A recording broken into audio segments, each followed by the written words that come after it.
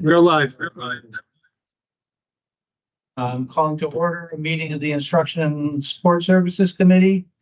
It's Thursday, March 6th at 5:36. Rob Traber, the chair of the committee, and with me tonight is Albert Benahan Grajales. I'm looking to see, but I do not see Mr. Woodson here yet. No.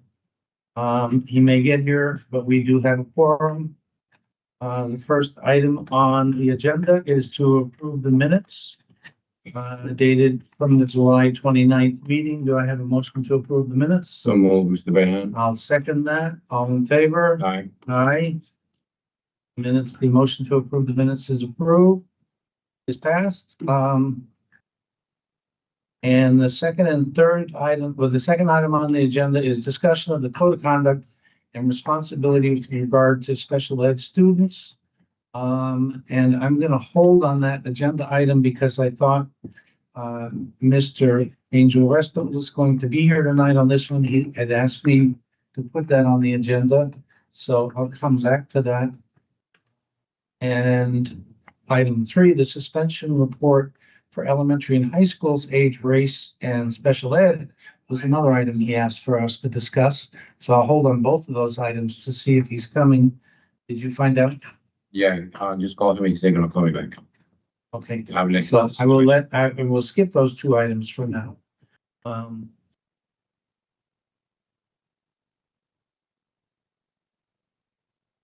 And the third item on the agenda is a motion regarding the elimination of the position of Director of Education Director, position of Director of Education, Director of School Turnaround, and referral to the full board. That item was on the last agenda. I had asked it to be put at table till this meeting, so I had some concerns I wanted to discuss with the superintendent. I've since had my meeting with the superintendent, and I am satisfied with that discussion. So I am not interested in referring this to the full board. So if anyone else wants to make a motion to refer to the full board, I'll entertain that motion. Otherwise, I'm satisfied with that. If anyone wants to make a motion to refer that back to the full board, then the item is dead committee.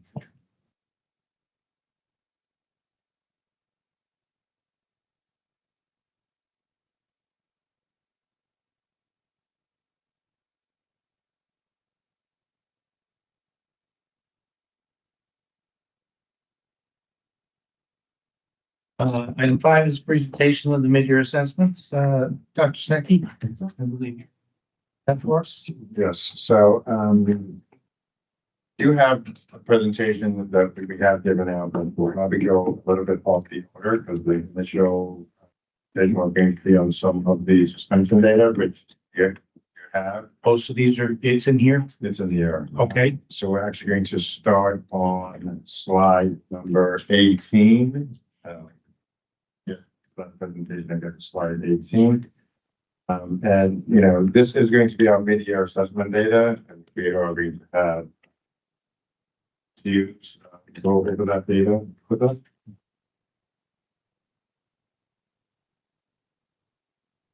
Go down. Go to slide 18. That's showing me numbers. On the left hand side, Go to the left hand side. It's almost the last one, right? And 2, go 3, Actually, it says one more district down. data. Bottom left. District grade, grade. One slide from the back.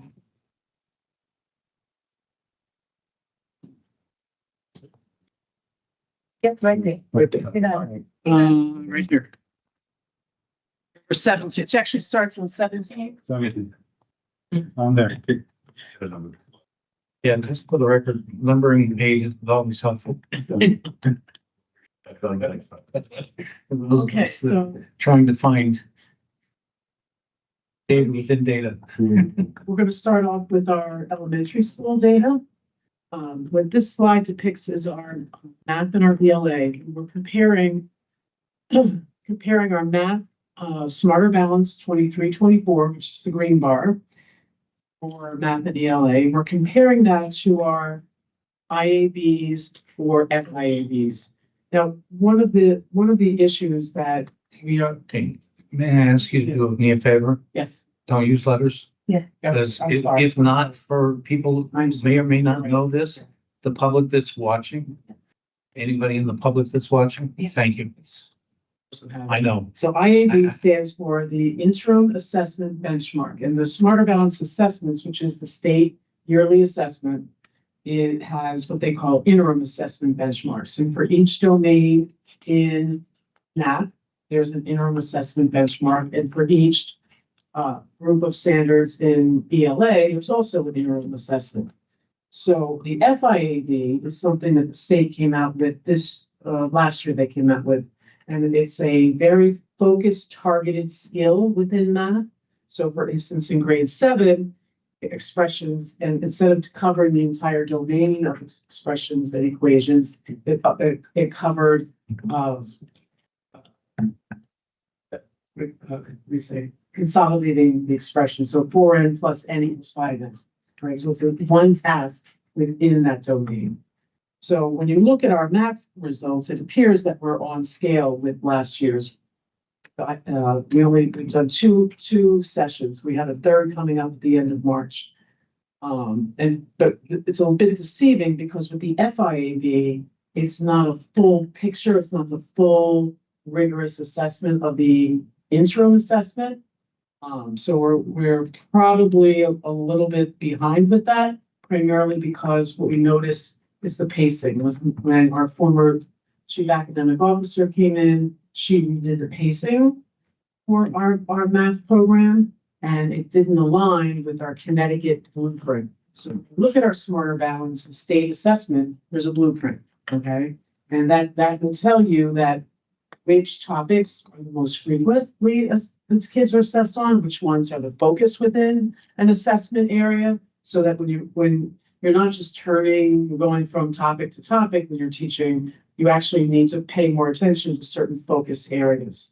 So one of the initiatives that we're going to propose to whoever's in the position next year is that we redo our pacing and really target those focus areas to get us back on pacing target with our math. ELA did both the literary IAB, interim assessment benchmark, and the information tech. Those are the two biggest components of the literacy assessment, and you can see we are falling short in that area.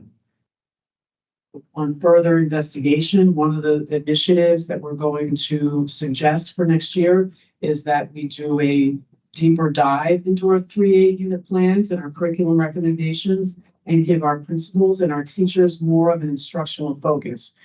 This year's curriculum work really left it open, left it to their discretion. And we really know that many of our principals and our teachers may not feel that they're literary experts and can make those selections. And Wonders is a complicated program. It's not the easiest to figure out.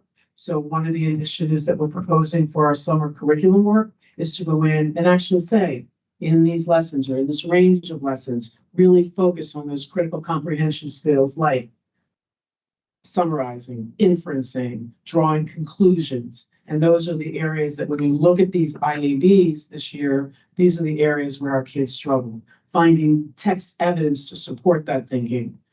So those are areas that we know our kids need more work in. We know these are areas where our teachers, they are currently working on that in our small group win blocks in the instruction. So with that direction, looking at changing that direction this year and next year as well. Any questions on our overall district performance, grades 3 through 8? I just want to make sure that she goes over that ELA for the public. You said ELA. English language arts. ELA is English language arts. Sorry. To the chair. So I see at the ELA, we see the 19.9 to the 10, and that's right now. Correct. I don't know where we were at last year at this point of the year that we got to that 19.9.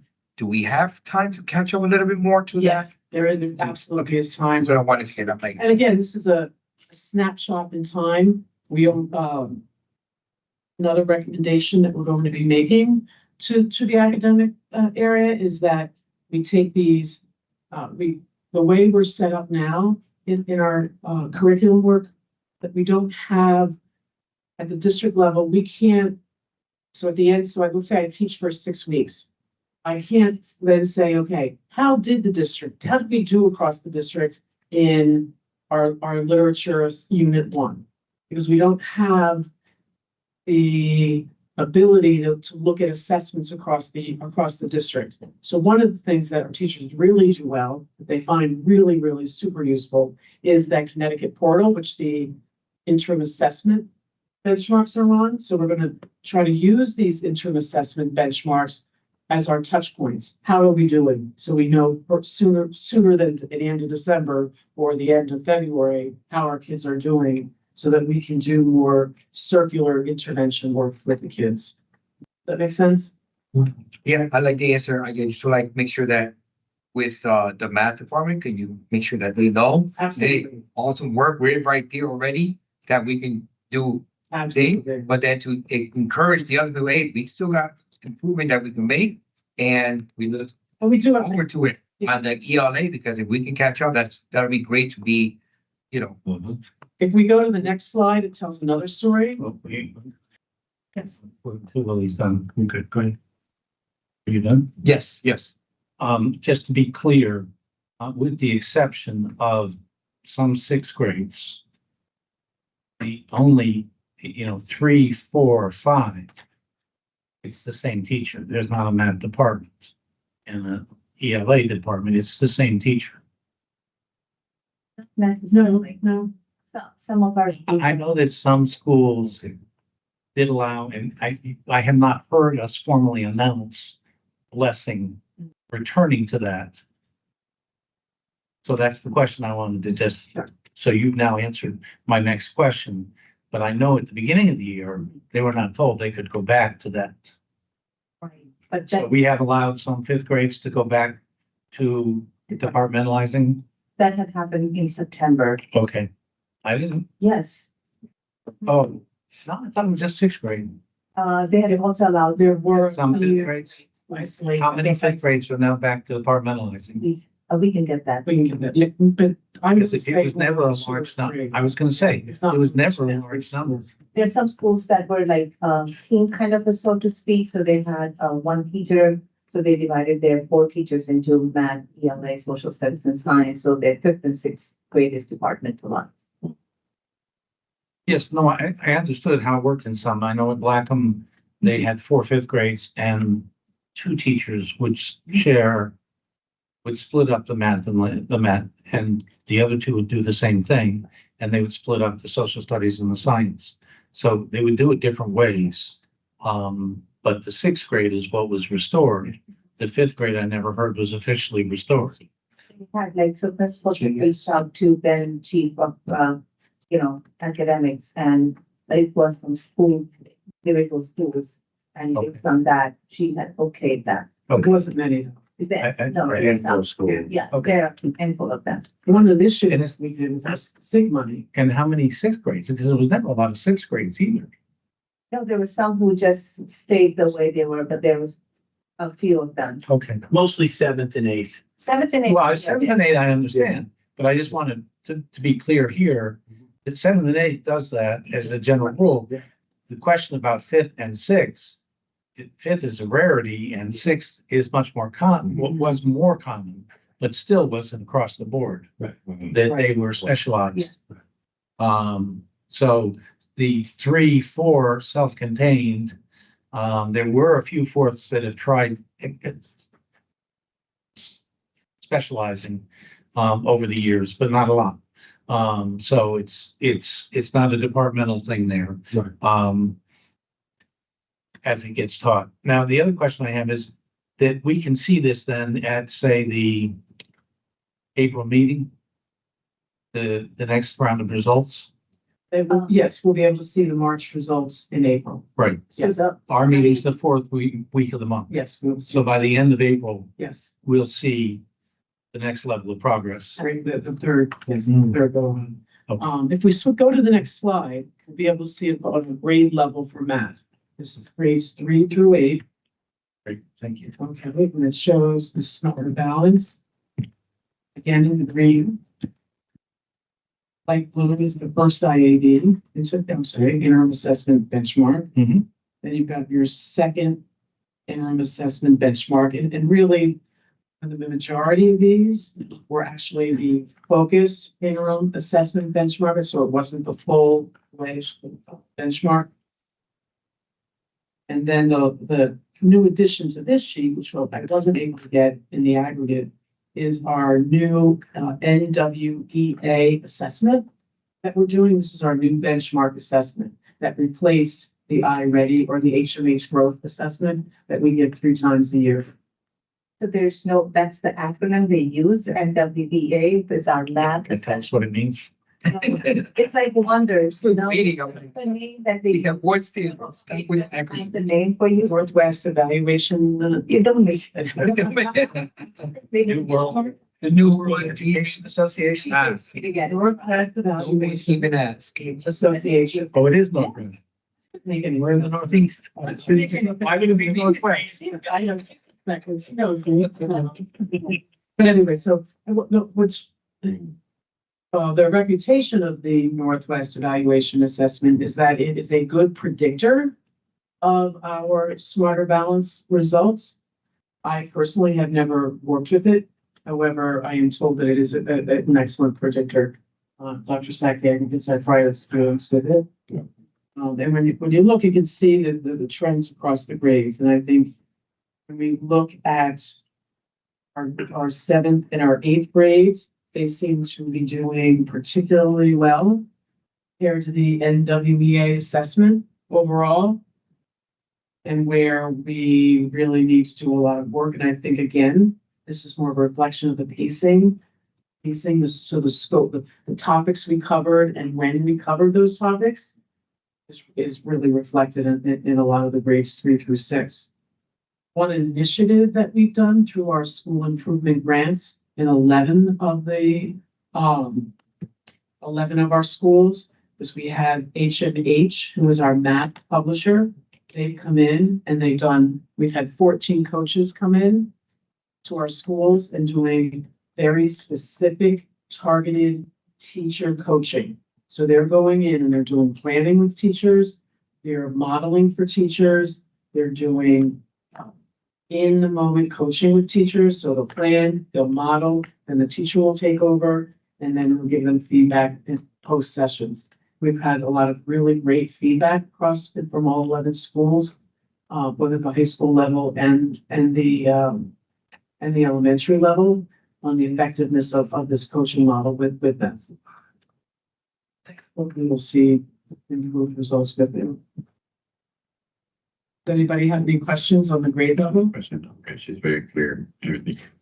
Yes, sir. Okay, through the chair. So on this slide, I don't want to use the word assumption, but I want to maybe there's the light green on the left-hand side and blue. On the page prior, we were green and blue as 2020, 23, 24 and 24, 25. Is that same thing moving over? I want to make sure. And then, so then we have an orange and like a darker green. And I see in the bottom, I see the green being 23, 24, then the blue, this tells me on this graph, that is IAB1. And then the yellow orange looking one is IAB2. And then the third dark green, it says NWEA. So those are 3 different points. Those are 3 different points for the current year. We're just trying to show the trends across the year and really to pull out and show that even though the interim assessments may not have been the same level as the prior year, however, what the NWEA results, benchmark assessments results, are showing more of a positive overall result. That makes sense? Yep. I just want to make sure the colors. It's just- I'm a huge fan. For the sake of, even though you may have more questions, when was the IAB1 administered? IAB one was at the end of December. Before. IAB two was in February Beginning and and, beginning of February. And then the NWEA was in January. That's our benchmark.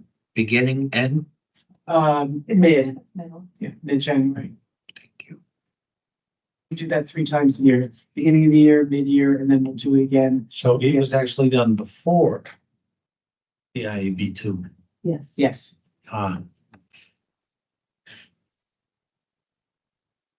So what we'll get in at the April meeting, Willie, will be the IAB three. Correct. So presumably we'll see, hopefully we'll see continued growth. Why is there no sixth grade IAB one? There was no one that was at, these showed the students who were at meeting grade level content. No one at or above grade level content. In that particular domain, in that This particular was the domain. IAB, right? And there was a mixture of, was a focus. Maybe part of the problem was some schools. Historically, schools often use these tools as a teaching tool. But we were trying to get them to use them this year was the dipstick to see where are our kids, how, where are we with our tier 1 learning outcomes? So some reading consistently in the 6th grade, the message is not always, some 6th grades didn't do this one, some 6th grades do, there was inconsistency. So we made sure that we gave the second IAB that everyone got the same message, everyone got the same information that was going out. The growing pains is how we call them. Willie, did you have other questions? Because I do. I wanted to. Yeah, probably more of a comment and something that I just wanted to put out there. I'm personally concerned about, and it happened when I was in high school and everything. I always want to make sure that, that word rigor and thing. And I see in your last thing that it has a bullet point in the bottom that says the math interim assessment and benchmark was primarily focused. And then the interim assessment benchmark, which are significant less rigorous than the SBA. So that's just because it has a lower standard, let's say. Well, the focused ones are one tiny skill, okay? So it's one skill within a larger domain, so. I'm Just the thinking focus, interim, right? The interim covers all of the skills within that domain. So let's say I'm adding and subtracting fractions, right? Or I'm looking at the fraction number and operations within fraction. I may do word problems. I may do adding and subtracting. There might be multiple, there might be a variety of skills. There's a focus interim assessment may only look at one of those skills, may only look at adding like denominators.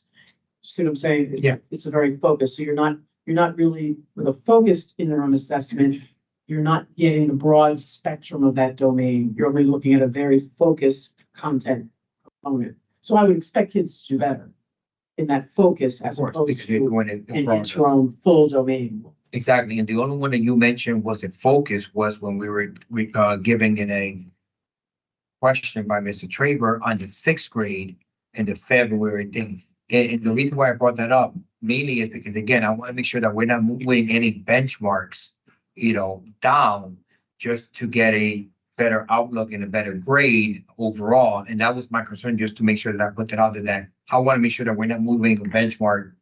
Like I remember before 70 was passing back when I was in high school, then it brought it down to 65 just to get people to be passing more. And I want to make sure we're not at. But what I will tell you, the math results are skewed here because most of the interim assessments in math, the majority of them were focused interim assessments. They weren't the full scale, whereas the ELA, they were all interim assessments. So you're getting that broader band. Okay, I just didn't And hear that it until we. correct. And Yeah, that, I didn't hear that focus one until he mentioned about the 6th grade, so that's why I'm. so IAB two, I think 6 of the majority, it was like all but one grade did a focus one in the second one. Yeah, And you just said it 4 was of the 6. did, 4 of the 6 were focused in the first one from that. So, but that's something we're gonna work on. That was a pacing, that was only because the material hadn't been covered yet. So, It's as if we haven't covered That's the okay. material, definitely. I always had that problem. Thank you. Um, so I guess I need to understand the answer to my sixth grade question. You only tested those who were at or above the percent that, this reflects those students who achieved grade level or above. This only reflects those students that have made proficiency at grade level. so nobody at sixth grade was at or above grade level For that for a first certain one. marking period, okay? Now, what that means is so that they took those results I understand. and during the win block or the what I need block, February. going through, we're reviewing it, we're Yep. recycling it, trying to get those kids back up to speed. And then you see it there because you see the. Well, that's a whole different topic, the next one round. But it would be in the NWEA results. Okay, got it. That's more of a broader content. And therefore, when I look at the results in eighth grade, whatever was tested was something that the kids understood well. That's right. Yeah, And then what was tested in the second was not something they struggled with more. So these are good indicators to see how our kids are doing. also, I'm sorry, also becomes a opportunity for teachers to look at this and reteach the skills that they need to do. Well, I And, understand. yeah, Well, I do understand that. I was a good math teacher. We'll move to the next slide. and for- So now this is the same thing, but for our ELA in grades 3 through 8. Again, we've got smarter balance results in the first bar. We have the blue column is the literature IAB in our assessment. The gold column is the informational text. And again, this is the entire interim assessment. And then for 7th and 8th grade, I also included the Reading Plus, which is the Reading Plus assessment, which really gives you, again, that's their benchmark. That would be the equivalent of the NWEA in math. Mhm. Now, for grades 3 through 6, I didn't show that because for 3 through 6, we do a DIBELS assessment for the benchmark. And that's more of a intervention type assessment where we're looking for lower grades, we're looking for foundational skills, what foundational skills, there is a comprehension component, but for the most part, it really wouldn't be applicable to an analysis like this.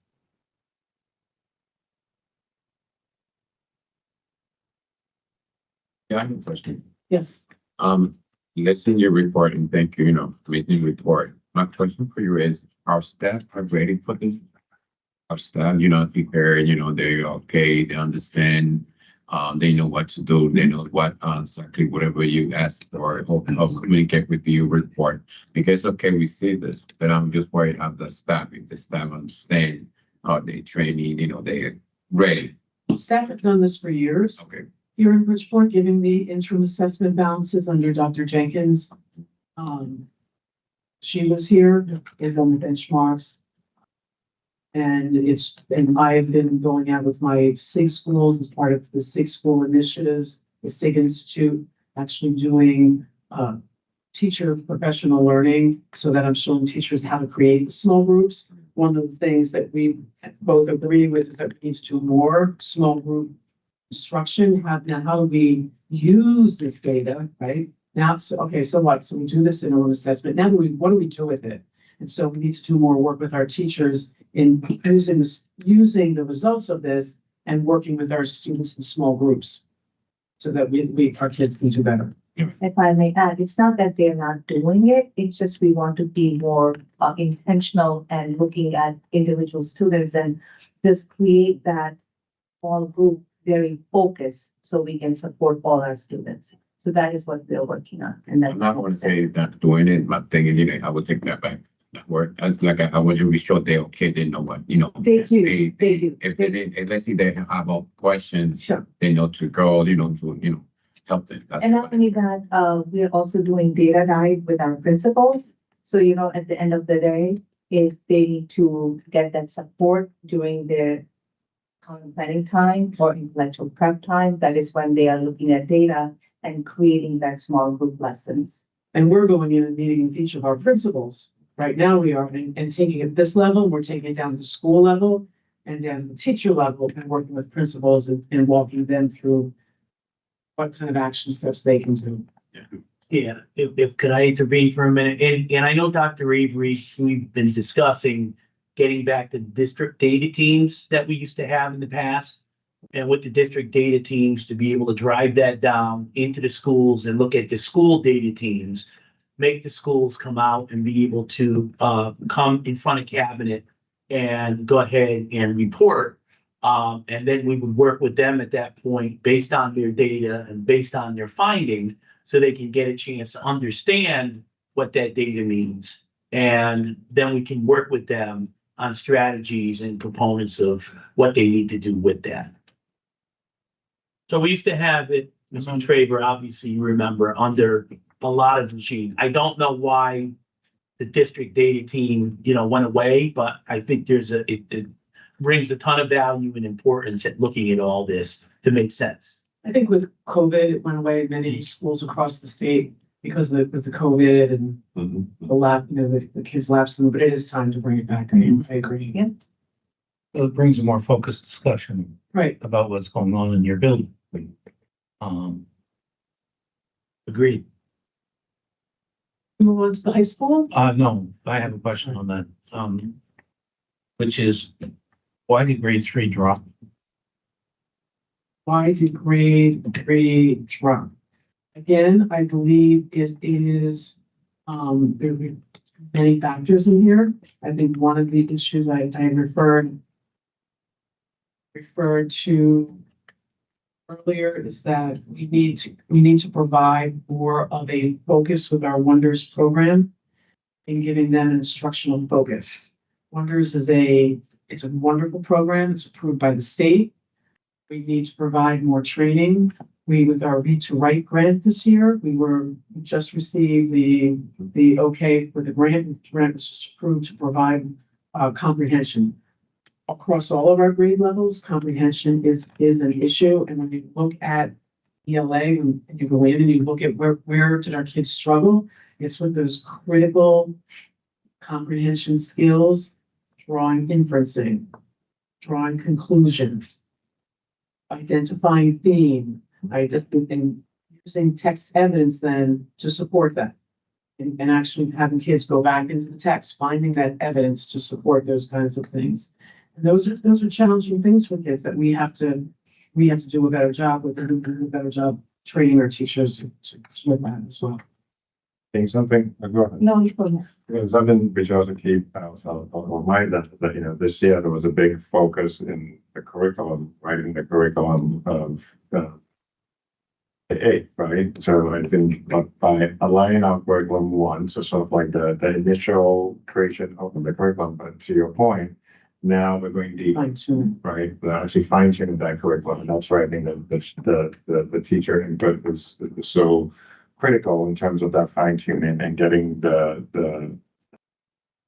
Focus. instructional focus, specifically when we're talking about ELA. So not just that, here is the big picture, but within this big picture, here is the specific areas to focus on. That's the one piece that was currently missing in ELA specifically. And additionally, I think also when you look at third grade, you have to look down to your second, first, and kindergarten. So we need to look at our second grade, because foundational skills built, like reading comprehension is, the foundational skills are the backbone of reading comprehension. So we definitely need to bring that vertical data team at the district level and school level, so they are all become part of that. So by the time third grade comes, they are not, struggling with understanding. And comprehension, even at the younger grades, is a struggle when you look at our comprehension results. So it's really, we need to be more focused in that area. And we look to our high schools. High schools in math. The good news is that in this year, our high schools All we're using are, we have the united curriculum across the high schools. For math, we're using the HMH products for Algebra 1, Algebra 2, and Geometry 1. The high schools also had BASIC, BMA, and Harding all had HMH coaches in there doing that I refer to with the SAVE grants. They had coaching in there, one-on-one coaching, and we had nice increases across the board in all but one of our schools. In math.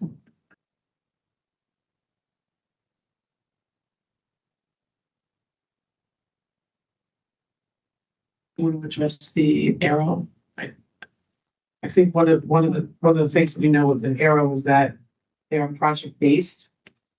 Strong focus on project based, and one of the things that we're going to be looking at is to, project based is a wonderful way of learning, but you also have to make sure that you have the content intertwined in there, and that's one thing that we're going to be working with them on, making sure that we're getting the content coverage in with the project based learning.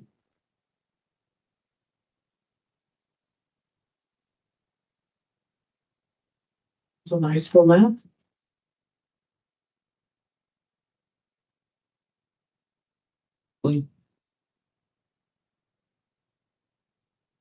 Go to our ELA. This was one of the slides that we did share yesterday. We had a collaborative curriculum advisory board with our ELA teachers. Again, we showed increases across, and these are students who are at or above grade level across all of our high schools, except for one. They had Carnegie Learning was at BASIC, EMA, Central, and Harding. They worked one-on-one with the teachers, not only on the Carnegie Learning, using Carnegie Learning material, but also in pedagogy of teaching it literacy.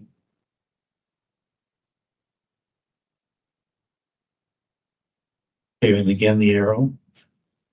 Again, I would say it's Also, we project based.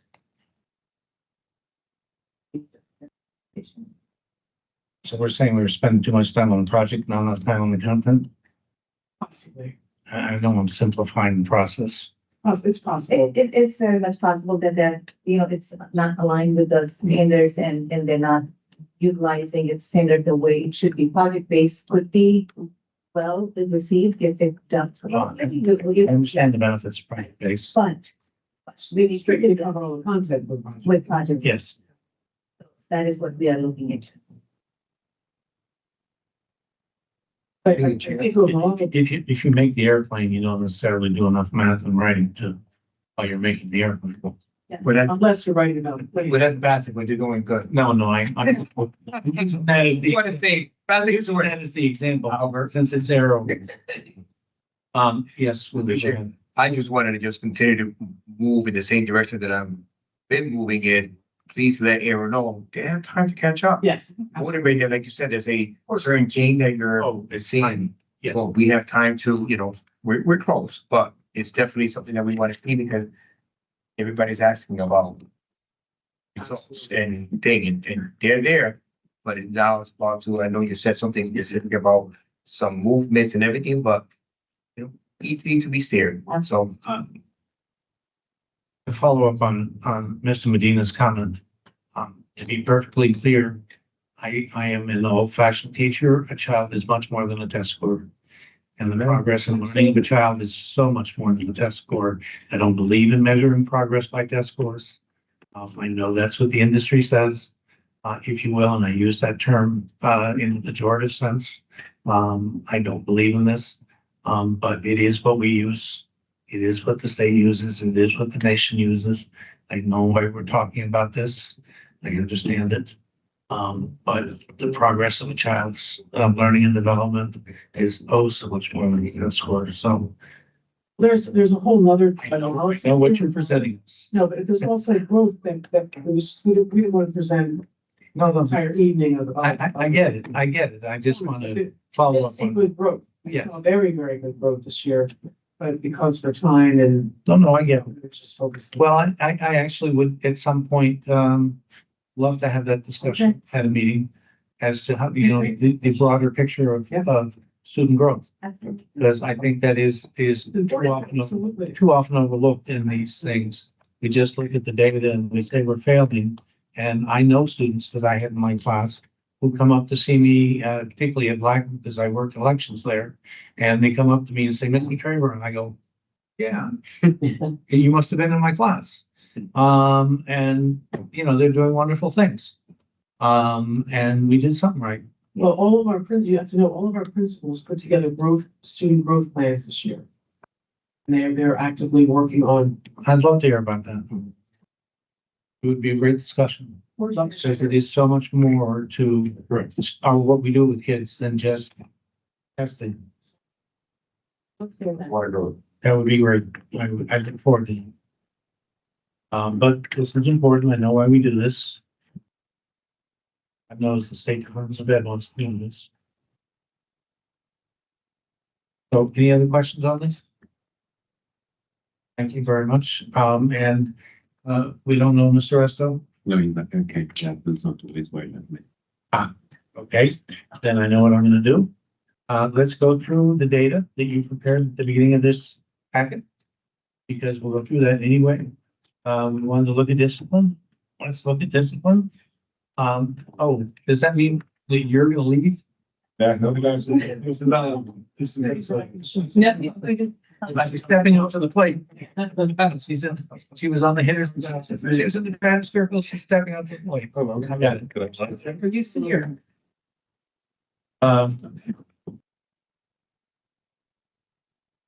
Sam, you're just, slide two. You'll go to slide two.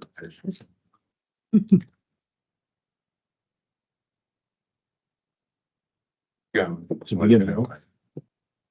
Okay. Let me know when, we're looking at the end of April for the next round of assessment, but I don't know whether we means in a few weeks or, End of March. End of March. The IB three is March 24th. no, when we can have this growth discussion, because that's much more exciting to me than the numbers. Let me know which one's. Put it on the agenda.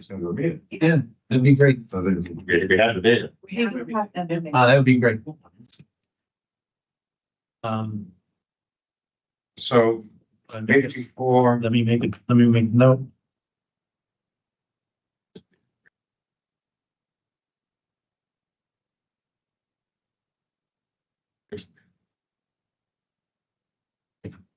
before we actually dive into Yeah. the data, so I do want Michelle McKinley just to give us just a little bit of context on that question number 2 in terms of the code of conduct and responsibility regarding special education. I apologize, doctor. Let me just be clear to anyone that's watching. Item 6.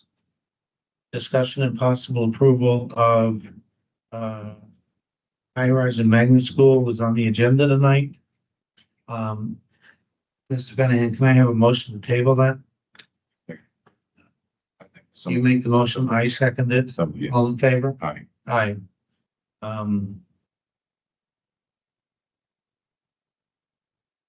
And item 7, discussion of a field trip for inter-district magnet overnight. We're gonna table that. I have a motion to table. Second that. And item 8, the motion and possible approval of Board of Library refresh. Motion to table that. So moved.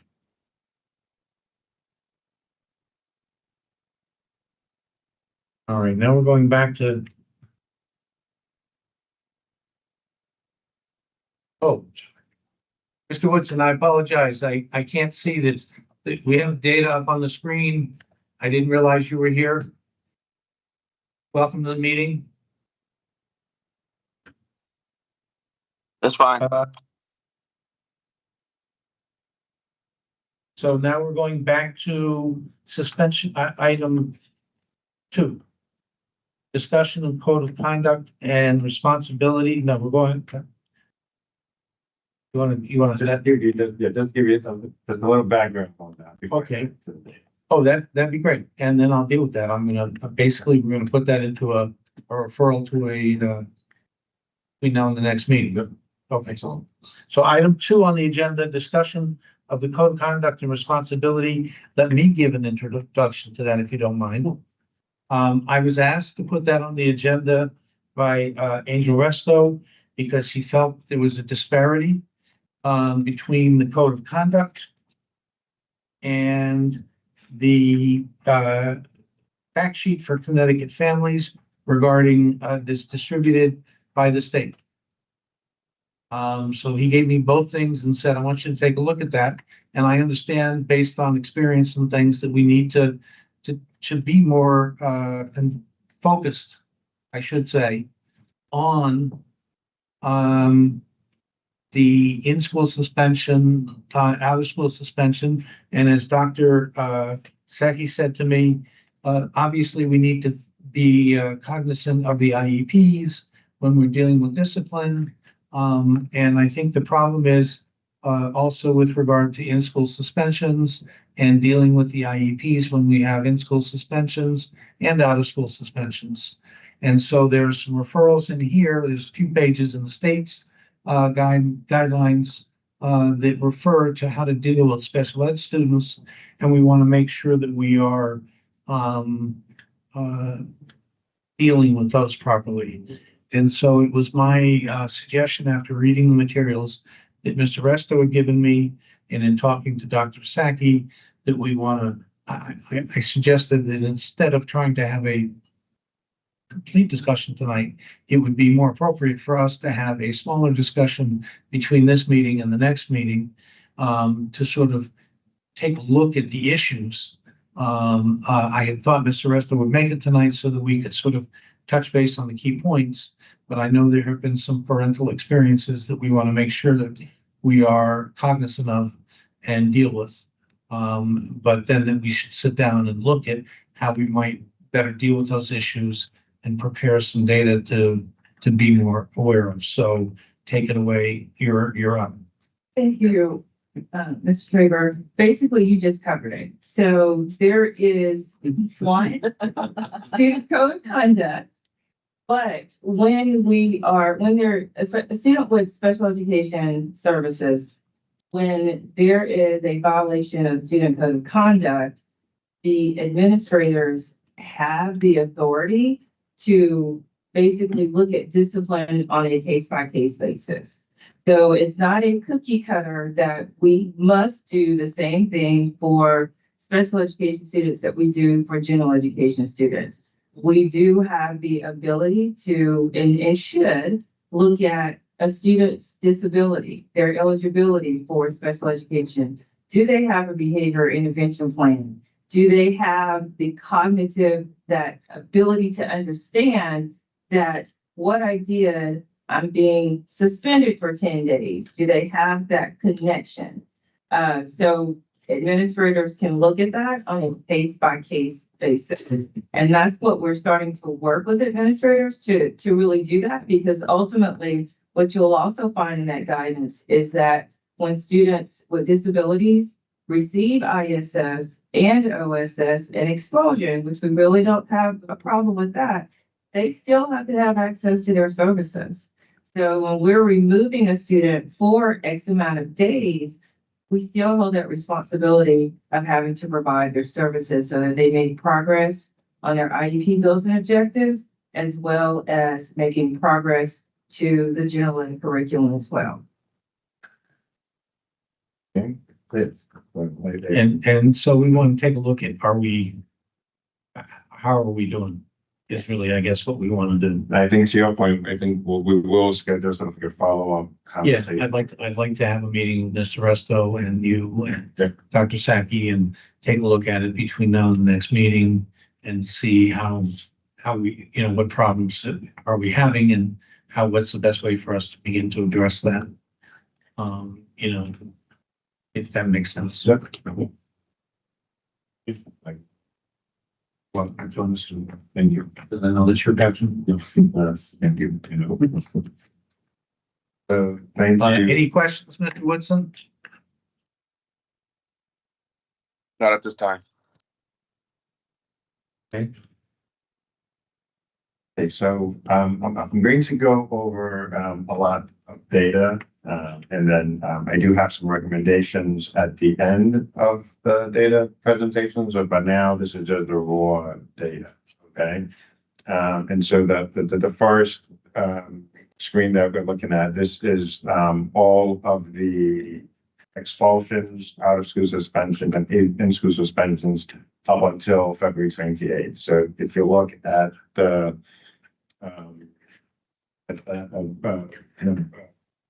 page number 2 on your presentation.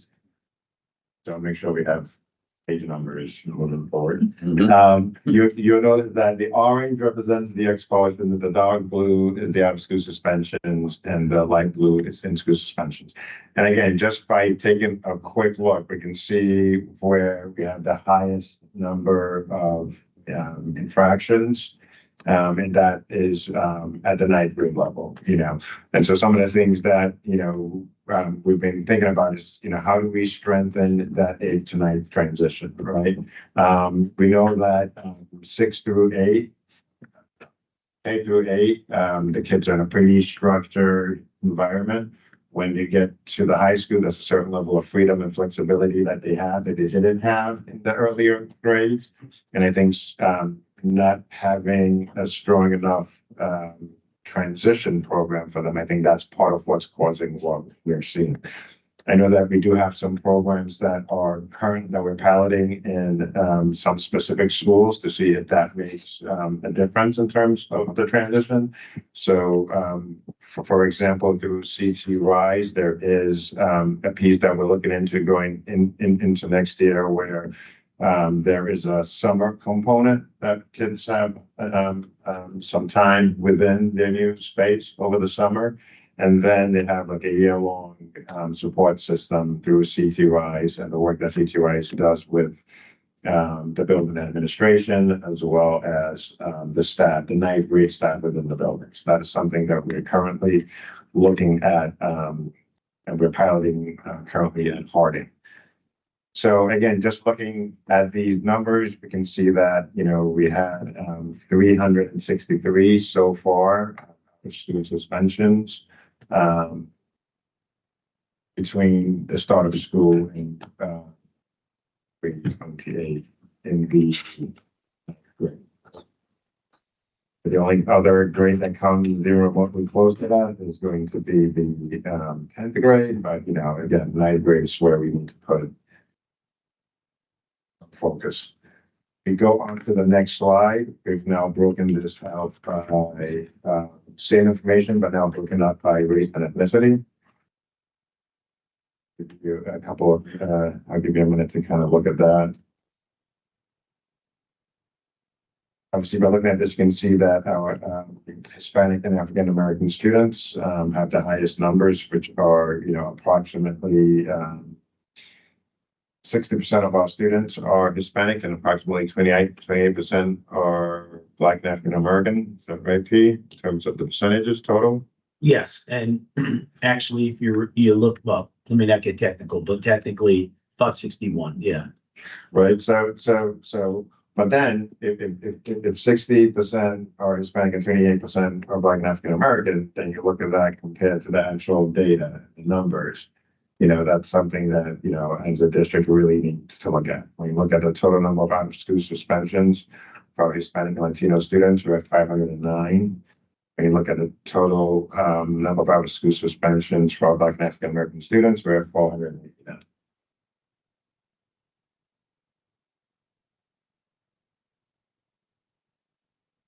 Yes.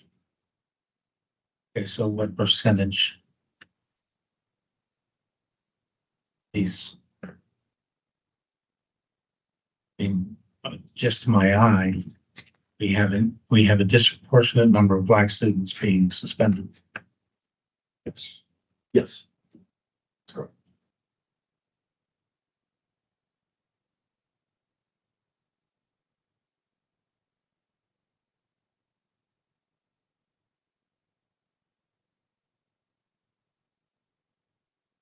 That's something, like I said, as a district, it's something for us to really look into. And when we get into some of the recommendations, we touch on some of the things that we're currently doing. But obviously, there is a lot more that needs to happen. And do we know what percentages I have here? I mean, I can do I know PJ's the numbers man, but if somebody can, So, I don't know what the total I have here is. yeah, we do have another data sheet that we gave you. That's the one. There's one coming up that's gonna give me a percentage. When we go a little bit further, I have a breakdown, so maybe let's Okay. keep going. Okay, thank you. See. Sorry. Very good. To look at the next slide number 4, this is sort of like the district-wide data. Again, that is broken up not only race and ethnicity, but also by ELL.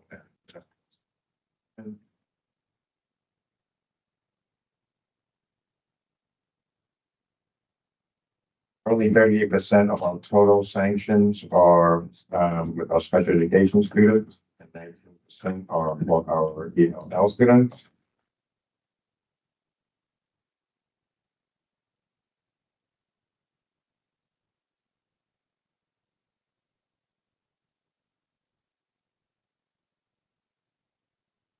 So I did the math to be able to give you the percentage, and then we can go across and do the math for the specific totals.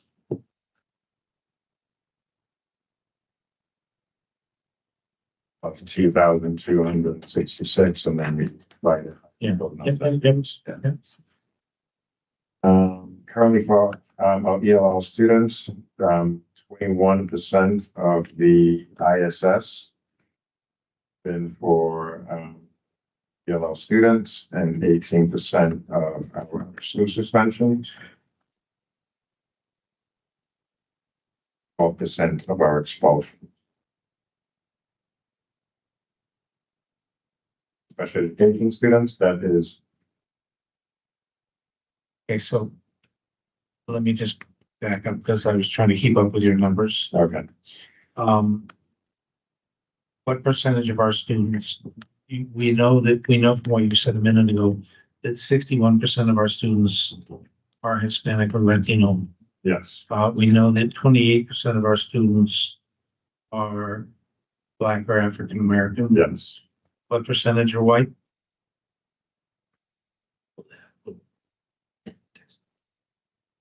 I'm getting that for you right now. You're very 7.42. Wow, you go down the hundreds. You don't. And what percentage are the rest are so minute? Yeah, they're minute. What percentage are ELL? 30%? What percentage are SPED?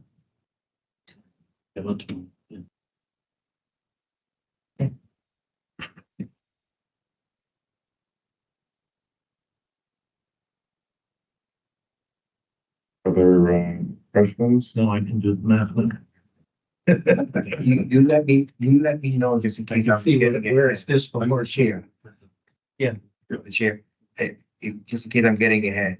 Do we have this by schools? Yes. Labor? Okay. That's it. That's, Coming up. I figured that, but I just, Go on to I'm sorry. slide number 5. These are strictly expulsions, but then these are broken up by high school, but we're just looking at DLO and special education.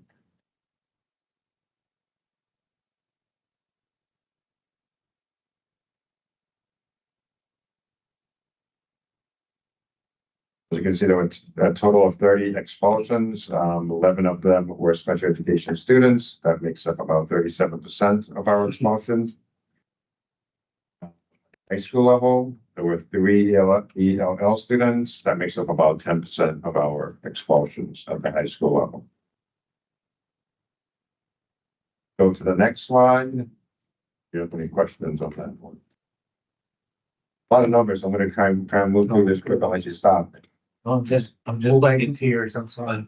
Andre, I'm assuming that you'll speak up if you have a question. Yes. Okay. It's a small dot and I'm not sure they'll see the yellow ring clearly. So I just give a shout out if you have a question. Okay, No problem. thank you. Look at slide 6. These are out of school suspensions at the high school level. There were a total of 695 out of school suspensions at the high school level. 169 of those were special education students, which makes up about 39% of our out of school suspensions. 124 were ELL students, which makes up 18% of our out of school suspensions at the high school.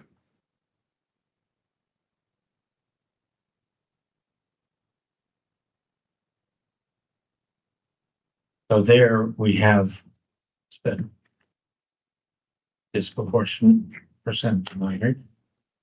Yes.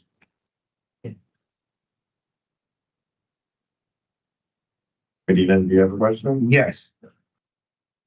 Right, 695 out of school. This is only high school, correct? Only high school. And then the numbers that we got before, that's district-wide. Yes. Okay, so I'm like, that's 695, but I see out of, correct me if I'm wrong, high school 695, but when I look over here, we got, we have that complete, yep, I got. Thank you, go ahead. You're welcome. Slide 7 is our in-school suspensions at the high school level by ELL special education. So there were a total number at the high school level of 481 in-school suspensions. High school level, there were 170 of them were special education, which makes up about 35% of our in-school suspensions. 131 were ELL students, which makes up 27% of our in-school suspensions at the high school level. Now, there's something to note, I'm sure if you remember from last year, we did get cited by the state for not having in-school suspension. We did address that issue. So as you can see here, we do have a good number of our students receiving in-school suspensions. We're still obviously giving out more school suspensions, but now we do have a balance where school suspensions and out of school suspensions are given out as consequences. So we're going to, unless there's a question, I'm going to transition to the elementary. Okay. Let me just check. You're good, Mr. Woodson, right? Yeah. Okay. So we don't. Now we're on to elementary.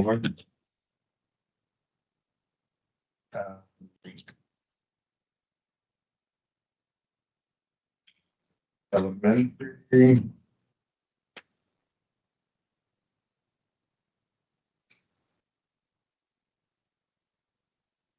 Elementary, we're going to look at our out of school elementary level.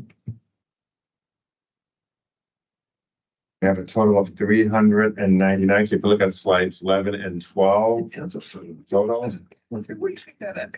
Yeah, so sorry, page 12 has the total of 399 because we couldn't squeeze all of the elementaries into one slide, so that's why it's about that.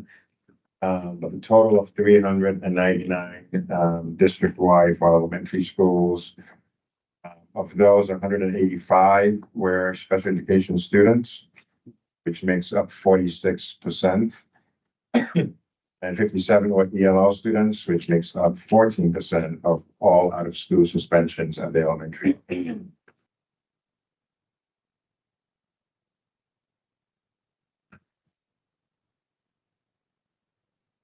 Look at slides 11 and 12. We're talking about in-school suspensions. The elementary level.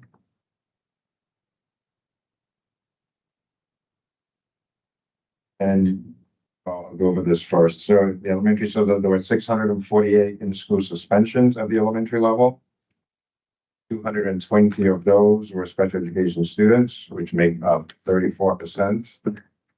105 were ELL students, which make up 16% of all ISS at the elementary level. And we'll see that at the elementary level, in-school suspensions are used a lot more than out-of-school suspensions at the elementary level.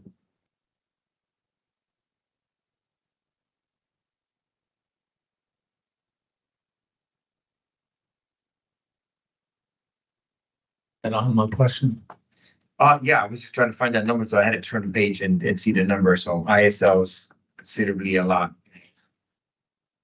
Third. But I do have a question. Yeah. As we think, I'm just noticing some schools, I don't know if you guys noticed, I'm going right back with you, don't mind. At the, out of school suspension, I have 1, 2, 3. In few ones at 0 and 1. And I just wanted you guys to know that, my colleague said there's some zeros there. Black Rock has only 1 out of school. Bryan has 0. That's classical studies. A has only 1. Edison has 0. Classical studies have 0 on another one out of school. Latrobe only has 1. Park City Magnet only has 1. And when we compare it to some of the other schools at the high numbers, I'm just trying to figure out what is what. so it begs the question, we don't have the number of students in each of those schools in those categories. See what I'm saying? The numbers like Right. We have the 300 number, students compared to 750,000 in the campus. how many ELL students in Blackham and how many special ed students in Blackham? So that it gives. Now, I mean, the data is there, but I you know, again, just how much. So that we don't know, no, but some schools have more special ed programs Correct. than other schools. Yeah, but So the question for is, information, right, so, for information, I wasn't looking at total, I wasn't looking at. no, I get it. I just don't know, is that, 0 out of 5 versus 20 out of, and that's the question, is what's the relative? So we did supply that data set. And that's what I was showing you I here. figured, They broke portions of it out and put it in the PowerPoint. We Yeah. can submit that to you. It would have the numbers you're looking for. This way you can take a look at it to, make some really good analysis about it. well, I guess that's, the question is, where are the high concentrations of those populations and where aren't there? Farm has a high concentration of special ed. Tisdale has it. Well, I happen to know the Tisdale did. And Thank you, I thought that too, but But also. I wasn't sure about Barnum. When I had been to Barnum, but I wasn't sure about Barnum. zeros all the way across, or they have. What about Dunbar?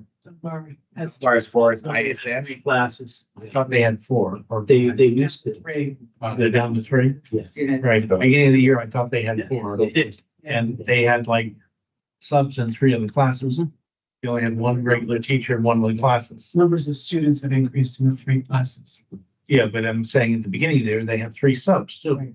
They had, and so that's gonna contribute to the lack of control in the class, which is gonna contribute to the out of control issue in the class. When you don't have a certified teacher in there. So all of those are factors that we would have to look at. For next meeting, we can get you the maps. Of Well, the program. It's issues that we'll talk about when we have this meeting as to what's affecting these disciplinary problems. Obviously, that applies to the entire student population, Absolutely. but it certainly applies to special needs population when they are, not in the hands of a qualified professional, or fully qualified professional, I should say, that's gonna help. I would say like in the next one that we do like this, then maybe like, for example, Barnum School, next to it, it could be a numbers of students. Right. So then when you go. That's 600. So that to have the number, even a little parentheses, that'll give us a great kind of like Barney has 600 students where Batavia has almost 1,300. And Blackham has. See what I mean? So when we look at his numbers, and I, Yeah, and like, whoa. And I'm like, I think the other thing with special ed is that, and I don't want to break it down that way, I'm just being honest. You have resource students, you have self-contained students, so you have different categories of where students fall. And so when you're looking at special ed, that gives you an idea that you have, let's say, an assumption of 29% of special ed students, but we don't know what that pocket is. Are they resource students? Are they Are they self-contained students? Are they, there's another way to look at that and break it down a little bit further is all I'm saying. just to make sure, Yeah. not only in elementary, I would like those High school. also in high school, that'll give us a good thing. Because when you talk about BMA, you're talking about, three, That's the 4 300 kids, you're kids. talking about central, you're talking about, 1,800 kids. you're talking about, bio, roughly between 300 and 500, whatever the thing, so Let's that's get you that column. Yeah. to the next one, I think. Well, and we'll talk about it between meetings, when we talk about how, what's relevant, what'll help guide us in our evaluation, because it's all important to know.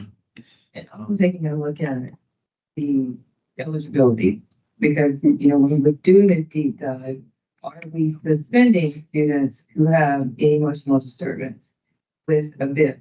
And so it's deeper than just numbers.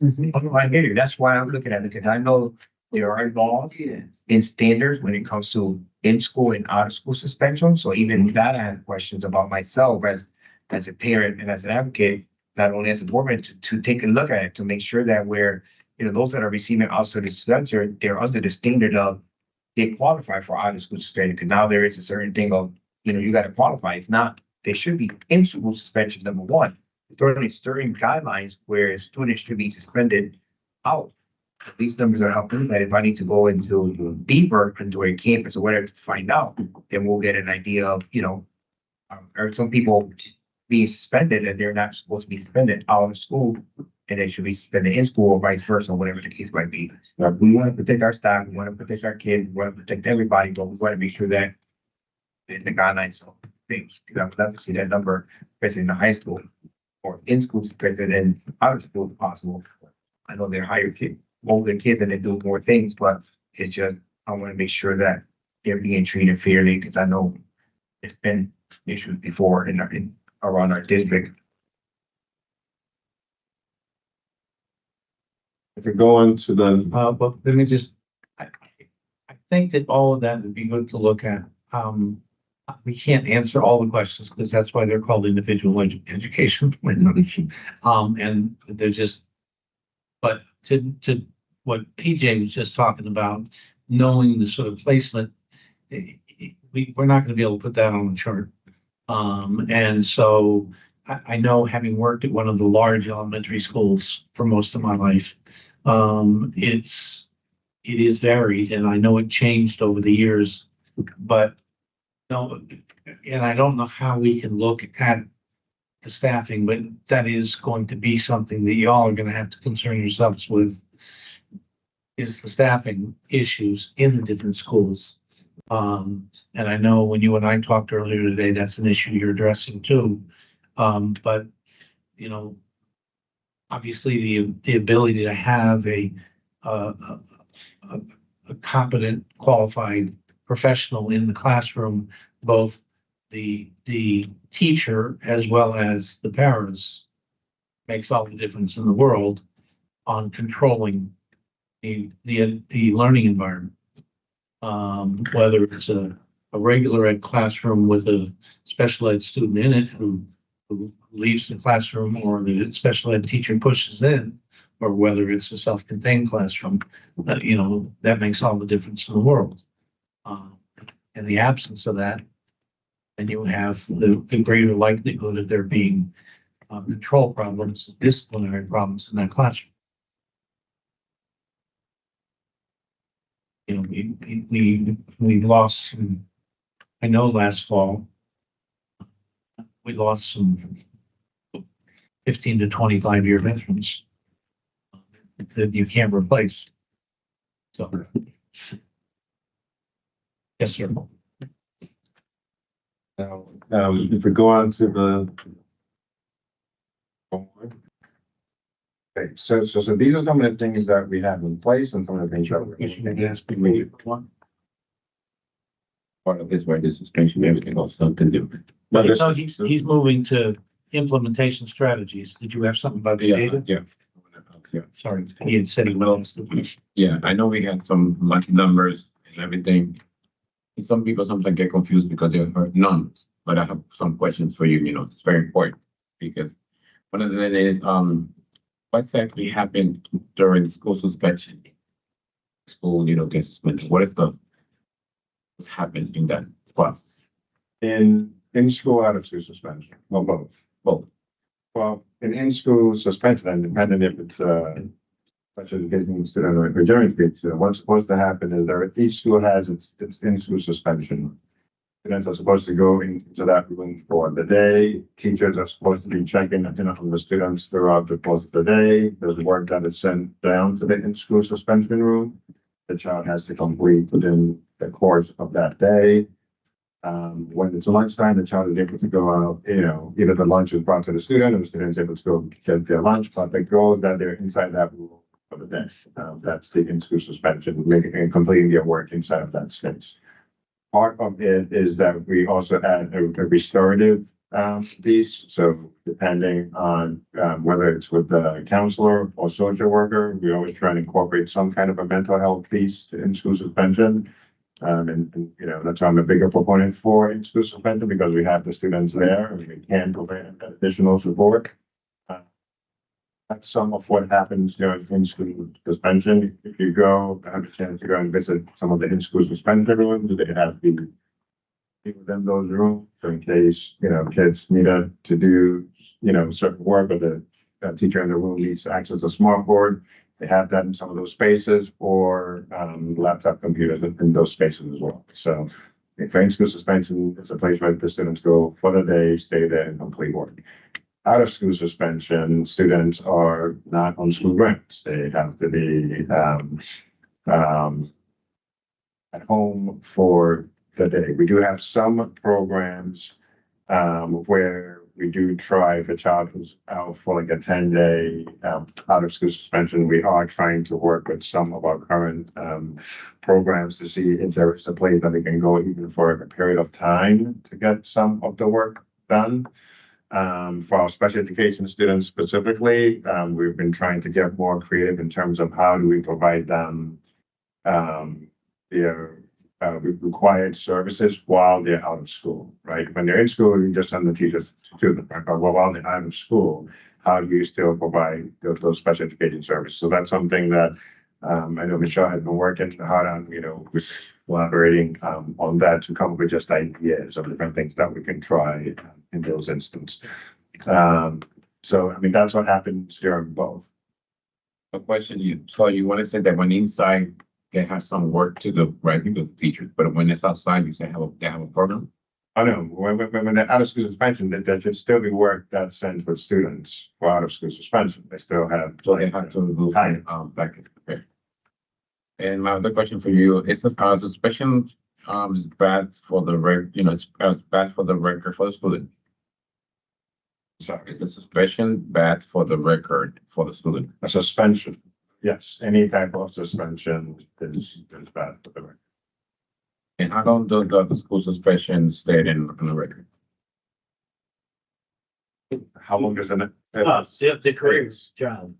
It stays. Yes, by state law, it stays on, so we by state law, that suspension stays on that record. And we'll have to get the actual time that it's there. What I'm saying is it stays on the record for us inside the system. We don't give anybody a record of suspension, but inside the system, we have to keep it for X number of years. That's what we have. According to this, it gets removed on graduation. Yes, no. And then, For the time in our system, we have to keep this on record from. Yes. Yeah, after. it doesn't go to college, yeah, there's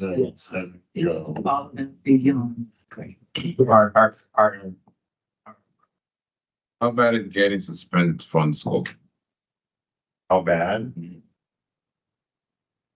So within our control in terms of the school system, you know, when there's an infraction like that, you know, there's only so much that we can do in terms of a consequence, right? Expulsion being the worst case scenario, and then the next option would be a suspension. So suspension is considered bad. So the school suspend Can I answer that? Someone Yeah. make a comment about that? I noticed earlier we were talking 10-day suspension. There is lesser suspensions. So it was mentioned that it can be, so you can have a child get suspended for 1 day, you can have a child get suspended for 2 or 3 days. If the infraction is relatively minor, but you want to impress upon the student the severity, the principal can make the decision to do that and take into account the parents working, the parental situation, the child himself and what's happened before. And that all can be taken into account. Yes. one of the questions they asked me, does the school suspension affect the future of the student? Not sure how to answer that question. Well, I mean, for any student who gets a suspension, you know, to me, a suspension is a consequence, right? And the goal is that a child learns from that consequence, grows from that consequence, and moves on and not repeat the same behavior, right? And you know, so in some instances, a child can get a suspension, learn from that consequence, never repeat that behavior again. For that child, you know, they've benefited because they learned early and it never followed them, you know, move forward. So, you know, can I say that a suspension is always bad for a child? I think for some children, they need that as a learning experience. But you know, in the long run, you know, obviously we don't want the students getting suspended right now, but the behavior has to be serious enough that per our code of conduct, and that's the consequence that's warranted based on that behavior. So anything you want to add to that? Well, on the special education side, it can affect the child making progress on their IEP goals and objectives. So it could have a negative impact. And then, like Dr. Sackie said, we always want any type of discipline to have an effect to where they're not going to repeat it. But if we're seeing repeat offenders, then we need to realize, okay, this is not working and come up with different strategies.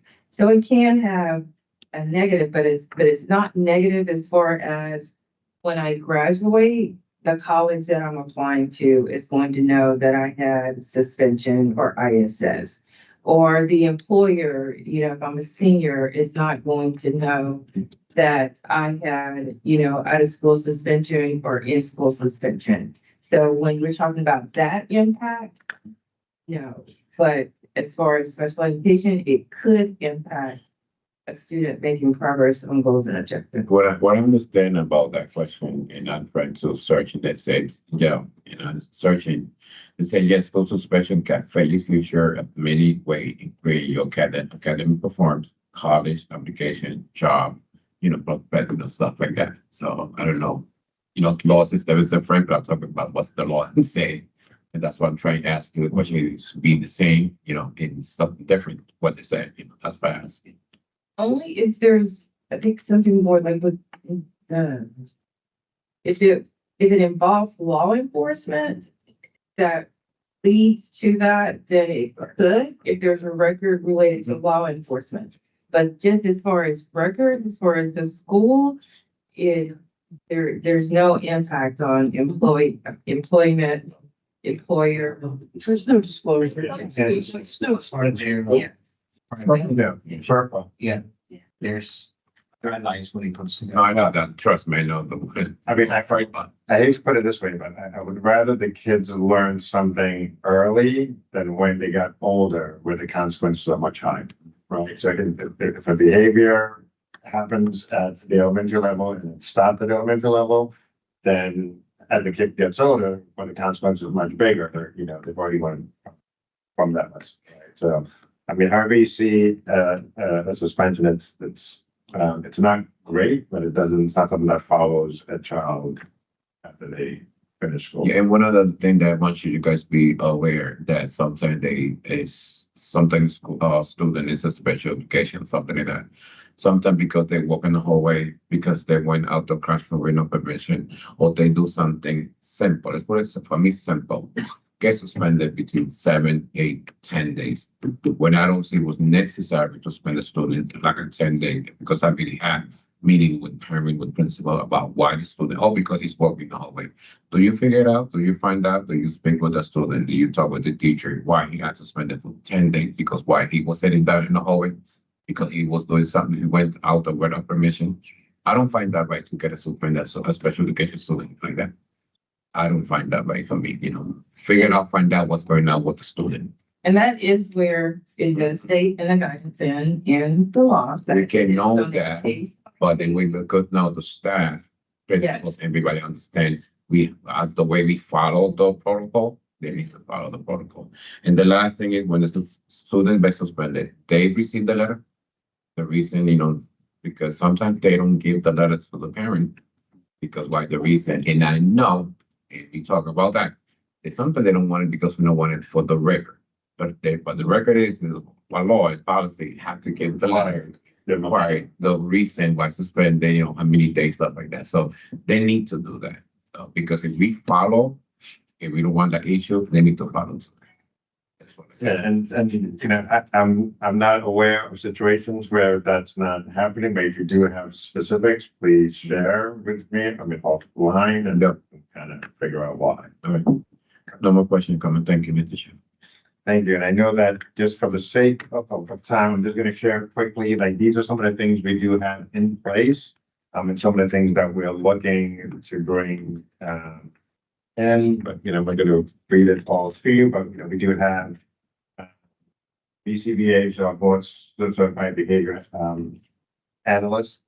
And they are folks who help with behaviors within, buildings. So, you know, we do have consultations for special education students. And I'll say not even only for special education students, but for students who are struggling, I think we can also have our BCBA as an additional layer of support. We have three of those. We do have Effective School Solutions, ESS, that is in currently, I believe, 5 of our schools, Barnet, Murren, Waltersville, Central, Harding, VLC. That's again, an additional layer of support. Students are having a difficult time. I think by having some of these supports in place, it is actually minimizing some of the behavior issues that we're seeing, and actually is positively impacting our data. So in other words, I think our data will be higher without these resources. If I may interject real quick, Chair, how many, are there one in each school? I don't want to assume anything. For which one, the So what did BCBA? you just said, no, BCA, you said there's 3, Okay. but then it's Effective School Solutions, you mentioned Barnum, Meridian, Wattsville, Central, Harding, and BLC. Yes, in those schools, So there's one in each school. in those schools. Gotcha. Thank you. Is that a person or that's a program? It's a social worker that works with not just special education, but also with general education, kind of a wraparound service that they work with the school staff as. So that's the program that we just. Is that the social worker program we just hired, started? Or is that different? No, No, it's not Lighthouse. no, that's. Okay. Yeah, I got you. yes, they've been with us I'm sorry. 4 years. Yep, yep. Okay. So that's a social worker at each of those schools. It's an additional, yes, Yeah. social worker. Schools, school counselors and social work have done some professional learning on STRONG, which is supporting transition resilience of newcomer groups. They're at Bataya, Madison, Reed, Johnson, and Blackham. And this is pretty much a program to help support students who are new to the country, new to the town. So it's just an additional layer of support. CBITS, which is trauma-informed professional development for our social workers. There's also the community resilience model that we have through LifeBridge, and it's at 3 of our high schools, Bassick, Central, and Harding. Yes. Through the chair, so I want to go back and we kind of went super fast. And the school counselor and SW professional learning in the strong and they're in those schools. Yeah. You said they mentioned that specifically, and are those campuses, Bataya, Madison, Reed, Johnson, and Blackham are a higher tier of, people that are coming from other countries and all that stuff? Correct. Yeah, just want to be sure, I don't want to assume. Correct. Thank you. Your catch, yes.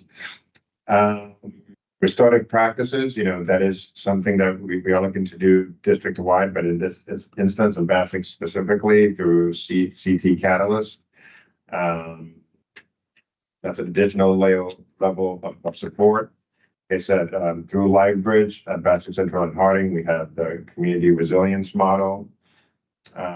And then Johnson, BLC Central, and Reed School have the community mindfulness project, professional learning for the staff within those buildings. Some of the things that we're doing for our students specifically, behavior intervention plan. So that's more special education specific. If a child is struggling, the behavior intervention plan looks at the behavior, or what leads to behavior, and then the plan is created to support that student. Safety plans can be provided for any student, special ed or general education, who has had an issue or is having some problems or concerns. A safety plan can be put in place that is shared with, from the administration to the staff within the building that work with that student to help support that student.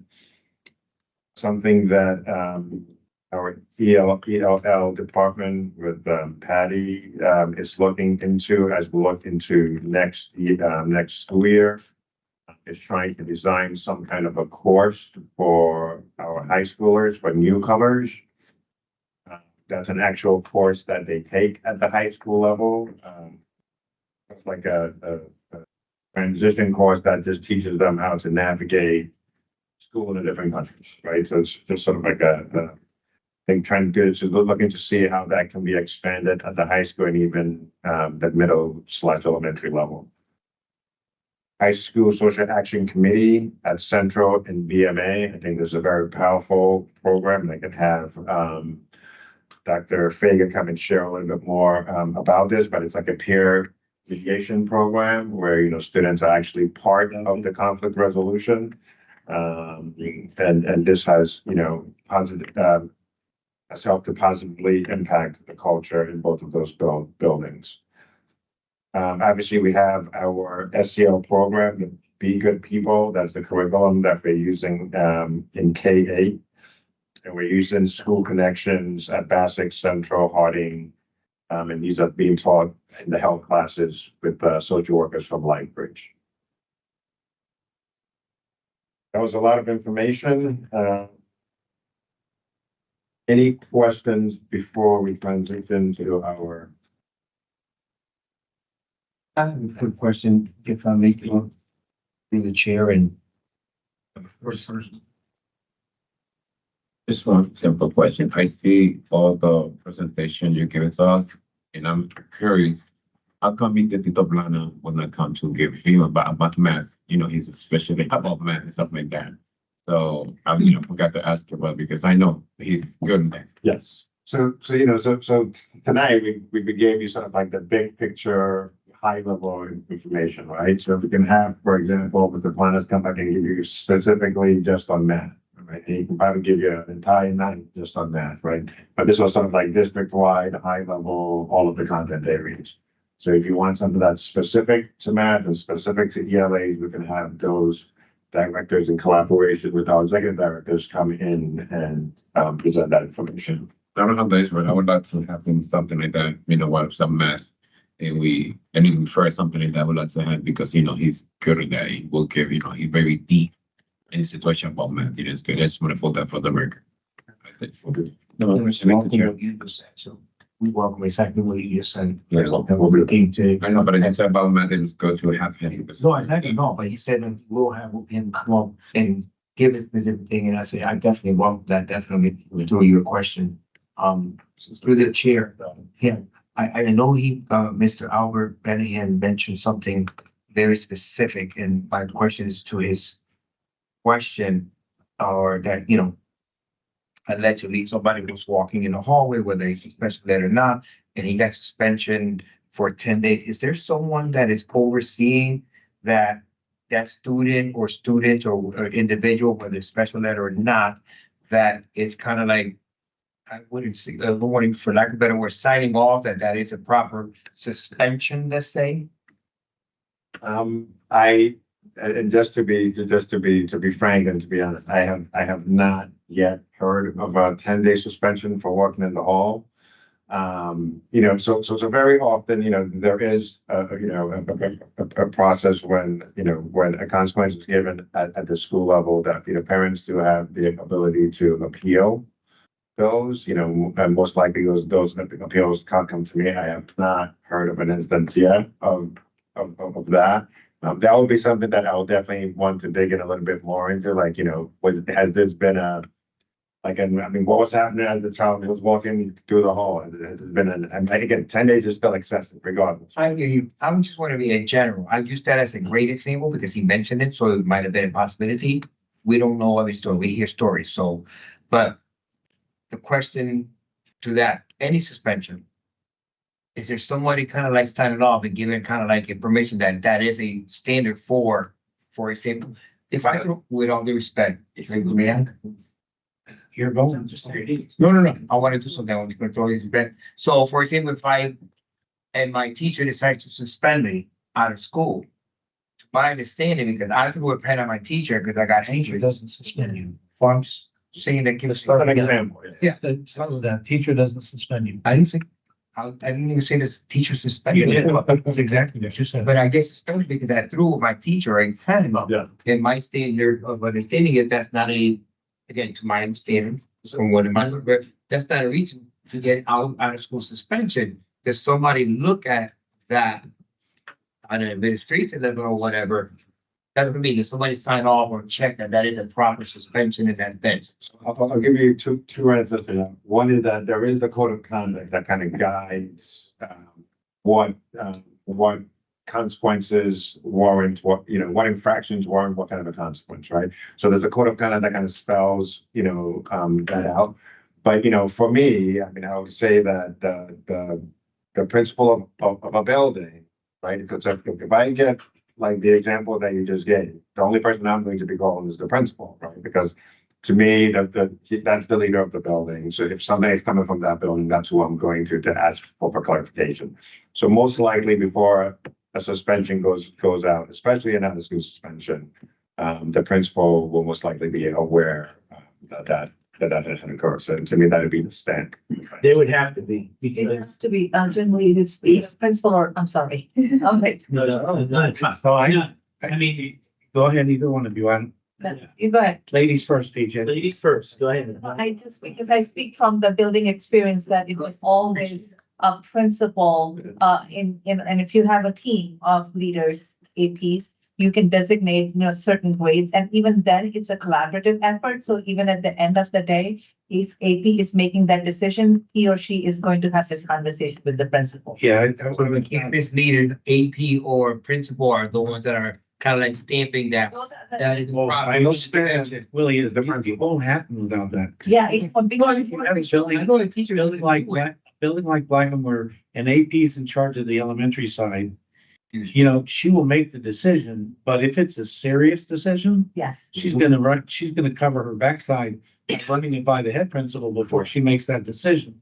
absolutely. You can bet your biddy on that one. So I hear the campus leaders are the ones that decide, and they're the ones that are responsible to make sure it goes. If they had a serious one, if the head principal has a serious one, she's gonna check downtown before she makes that serious one.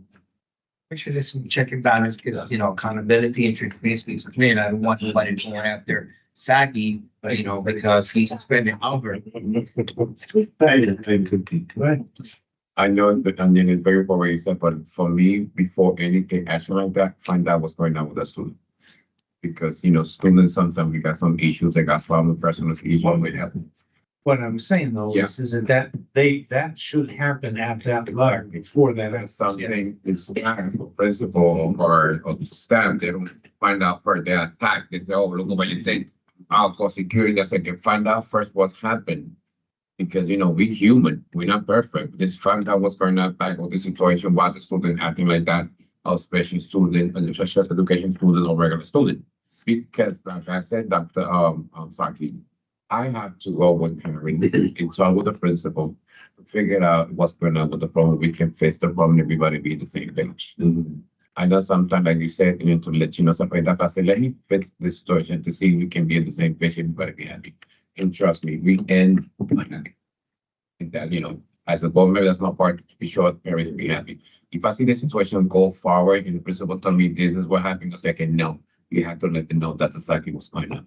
I need to find out first before I go to the school, figure out what is the reason why the child but not get suspended because the child walking the hallway or throwing a pencil or because I don't like you, something like that.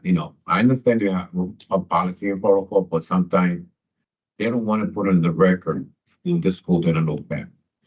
And I don't want that one the student have the service and help them the reason and why, because you don't know what's going on with the child home or outside. And that's what we're here for, to try to be sure our student is okay, not to push him away. I'm not going with that. So I just wanted, that's one of the reasons, I asked you about this. Thank you. No more question, Mr. Chair. Mr. Woodson, anything else on special ed?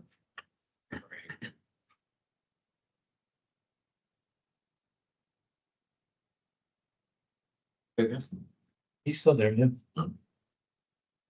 Mr. Woodson, any other questions on special ed? You might have stepped away. Okay. Hearing none, Hanover. Sorry. Good evening, everyone. Can you hear me okay? She's scared me. Yes. Yes. Great, thank you. Thank you. Dr. Saki, are we able to share our screen? If we can get that access, if you could give it to Matt Ragone, he'll be the one sharing, but. It's time you been whatever. Yeah. So, While we're waiting to get that started, we're excited to join the meeting and go through the work that we've been doing with the district together. My name is Julie Shenefield. I'm the relationship director here with Bridgeport's partnership with Hanover. So my role is to just ensure, oh great, thank you so much, is just to ensure the district is maximizing the partnership with Hanover, that y'all are happy with the partnership and just the services that we have available. And I'm going to pass it over to my colleague, Matt, to introduce himself. Great. Good evening, everybody. Thank you for having us. We are very happy to be here. And we have our presentation here for sort of a progress report of sorts. As Julie mentioned, my name is Dr. Matt Ragone. I'm the Senior Director of K-12 Research here at Hanover. And I have led most of this research that you see here, along with the team of methodologists that I kind of bring with me to some of these projects. So as you see here, this is how we're structuring the research that we're doing for Bridgeport around these priorities. Clearly, these are not the only priorities the district has, but these are the ones that we have seen in collaboration with the district to apply some research to get some research support on these priorities. So we're going to start with a summary of services and research projects.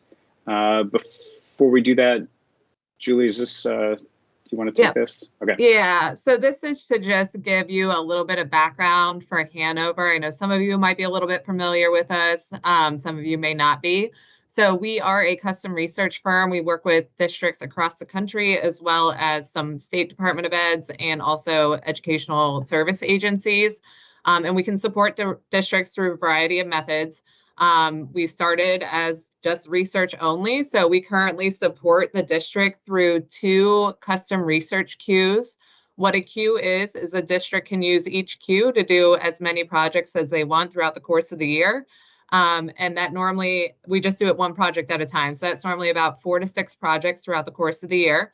The reason why the number varies is because we take an approach that we can use multiple methodologies to support the district. So some methodologies are going to take a little longer than others. So for example, behind Matt, we have a team of over 200 researchers. So Matt's working with the district to find out what the research priorities are. And then he takes those to our team to develop the research questions and methodology to ensure we're delivering the district what they need to support their key initiatives. So that includes secondary research, so best practices, benchmarking reports, toolkits. We also use that team to do infographics. So if a district does a survey and wants to report out the findings, and we can also do capstone reports through there.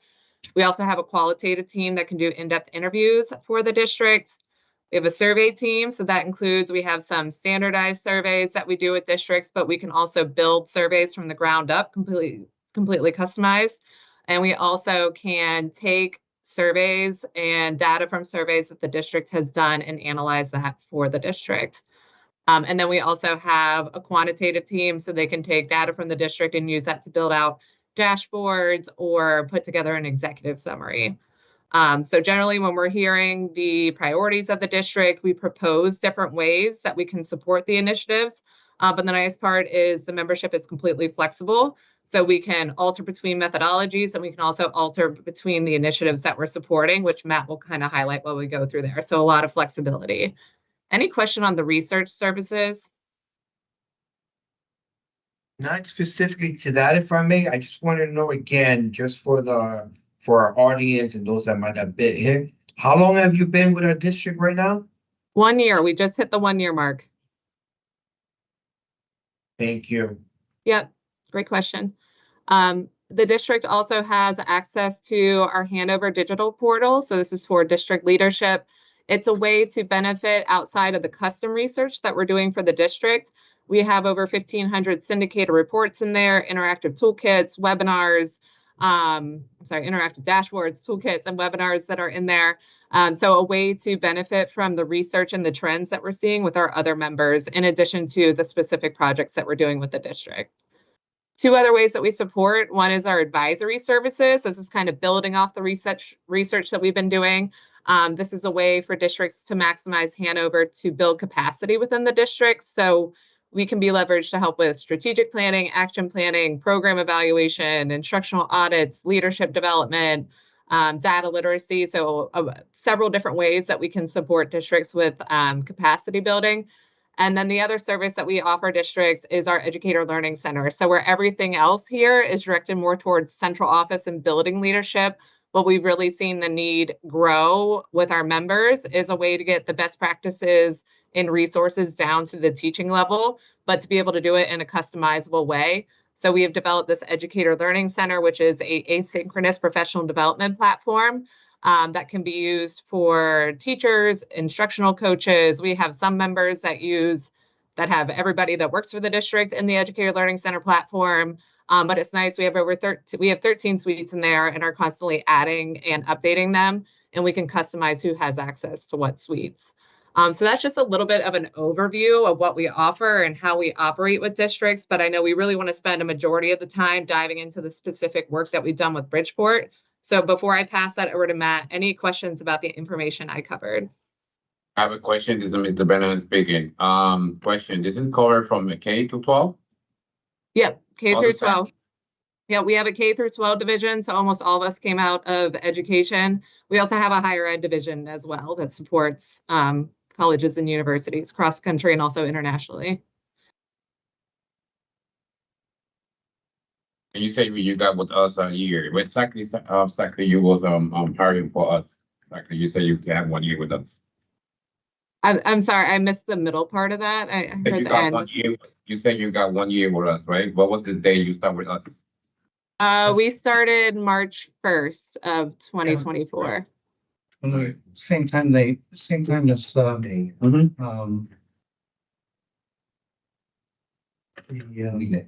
relay.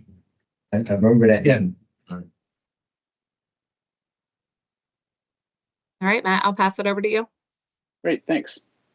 So the purpose of tonight is just to show you a little bit about how we aligned our research with the priorities that the district let us know about. I'm not going to, the purpose of tonight is not to go through all of the projects that we've done for you or to give all of the key findings where you guys will have access to these reports. So, but as you can see here, we've delivered 8 formal projects to the district, but that's only part of the collaboration that we've had with the executive team. Beyond the time and resources that went into the research, we've also met monthly to consult with the district leaders, the superintendent and the assistant superintendents and some directors to flesh out how research can support their priorities. We presented to this board or to the full board and now to this committee a few times. We presented early in the partnership to explain who Hanover is and what we had planned to do.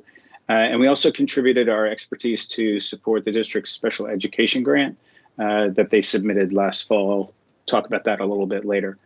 So the priorities you see here, again, they're not necessarily the district's only priorities, but we see the need for research to make progress towards these goals to support these priorities. So in our sort of mantra here is that research can only do it's only with this research the district can be assured that the resources allocated to meet these priorities are being used effectively. So let's start with research allocation, which is one of the major things that we did. This is just a quick example of a larger report that we did on teacher compensation. It shows the max, mid, entry salary levels of teachers at other Connecticut districts. So Bridgeport can kind of benchmark across those salary scales. On the right side are the larger districts, including Bridgeport, and on the left side are a lot of other districts, less peer to Bridgeport, different demographics, different sizes, just to give you additional perspectives. And the averages for each of those groups are embedded within there. So the full report will give you a better look at what this means. We analyze this, we give some recommendations, we pull out some key findings. We also go into much more detail in the full report with benefits. And we also look at district level leaders in the full report, such as directors and superintendents, and compare those across several districts. So it's just one example of how the research provides a district with some really vital information that you're going to need to make some important compensation decisions. So we don't really expect research to end there at one report. Research typically begets more research. Good research will reveal additional new questions. We didn't know that they were there until we had the knowledge to ask them. So this slide shows you what our recommendations are for continued research with regard to resource allocation. And I'll do this sort of at the end of every priority, show you where we recommend additional research. We recommend it to explore really transparent and effective resource allocation through program evaluation research. So this includes creating a logic model, conducting impact studies, understanding which programs you're spending your money on that maybe aren't being used or aren't being implemented with fidelity, which can save the district a lot of money in the long run. So, for example, if there's a program that you bought, you expected teachers or schools to use it, and it's just sitting on a shelf somewhere, that program evaluation research can kind of pull those out, illuminate those, and make those resources much more efficient. Similarly, if a program is, if you're spending a lot of money on a program, but you're not seeing the really return on investment, the program evaluation process can see if it's the fault of the program or if it's the fault of the program implementation. And then sometimes it's just a few tweaks in the professional learning with teachers, or it's just a few tweaks to get that program implemented with fidelity that really creates that return on investment, really boosts that return on investment. So this is the whole idea behind program evaluation research. So at the end, you'll see for every project sequence, we also recommend a final report or kind of a capstone that serves as a report to the community, so you can be transparent, or to the school board. In this way, the community understands what is the return on investment for the research that you're doing. So special education was another priority that we spent a lot of time focusing on. This is a summary of work that we collaborated on with your district leaders. The key problem, or the key challenge that we were looking at, was the misidentification of students as special education, where there are probably likely other factors for their low performance or behavior. It's a very common, very national problem. This is not just a Bridgeport problem. Educators around the country tend to label students as special education when there might be other things that are going on that explains what's happening with them. So, and this misidentification is a huge resource problem, because it takes resources away from those special education students that really need the support. And it doesn't address the root causes for those misidentified students, which in turn is a whole set of different resources that you need to apply to get them to where they need to be. So the proper special education identification really streamlines all the resources and improves student outcomes across the board. So in a series of research projects that we conducted, we shared a toolkit for the district and school-based leaders that they can use to train staff and how to get to the root causes of the challenges facing students. We also, we also conducted a comprehensive study of secondary research on the challenges of special education identification that can improve special education service delivery just in general. So the recommendations for that were shared in these reports are there at the end. Just to summarize, we recommend continuing to assess the problem, conduct needs assessments of staff so you kind of know where they are. We find that cultural inclusiveness, studying implicit biases, and really looking at how staff understand or don't understand trauma-sensitive practices can really help with this identification or misidentification. We also suggest monitoring progress towards goals by collecting student outcome data and analyzing that, and then maybe getting some additional support from external organizations or community partners to boost the resources that the district has to support special education service delivery, much like you're doing with that grant application. So I wanted to highlight what we were doing with the grant application. We supported Bridgeport's grant application through our research expertise in this area. We were able to contribute information and explain how research will monitor progress towards the stated goals of special education, and describe a rationale for assessment supports. If approved, the grant would expect research in several areas to measure progress towards goals, and those research projects are there at the bottom. So special education data analysis, you really want to look at student outcomes. You really want to take the pulse of parent and staff, especially on special education perceptions of special education programs. You want to benchmark always to see if there are other good ideas of special education policies and practices. And then, as usual, we really like the capstone report idea to kind of bring all that research together. Continuing research, suggestions. Can I interject for 1 second, please? Thank you. Sure. Appreciate it. Through the chair. On that special education grant application response that you guys collaborated, do we have a date on that? When we're going to hear a response from them? When was that grant application process, or what's the time frame on that grant? We know? Dr. Saki, would you know that? We contributed to the report, but Bridgeport submitted the application, not Hanover. Yeah, I can get you was it October when we're supposed to get a response sometime in the spring/May? So I can get you some specific. It's an IES, right? Mm-hmm. That's what it's called, IES? IES? That's correct. That's who we submitted the grant to, IES. To make sure I'm right. Good? I'm good. Am I right? IES. Yeah, okay. Thank you. You can proceed. Thank you very much. Thanks, sure. And anytime you guys have questions, just feel free to stop me. So similar to the grant proposal, our recommendations kind of are in line with what we put in the grant proposal. Even if you don't get the grant proposal, we still suggest this stream of research and follow-up. So education data analysis.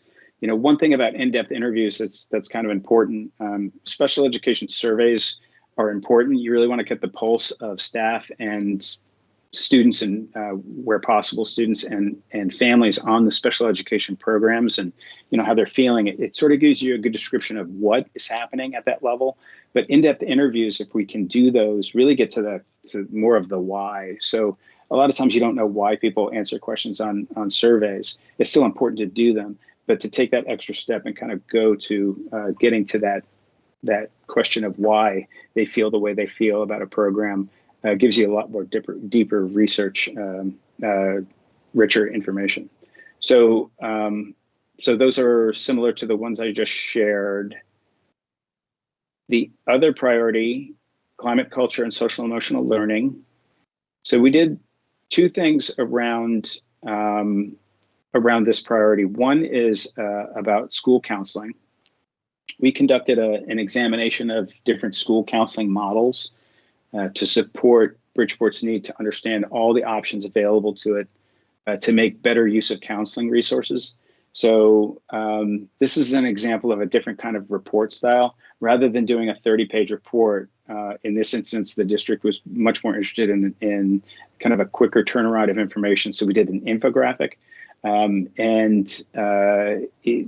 Like full reports, the infographic is still rooted in a lot of research.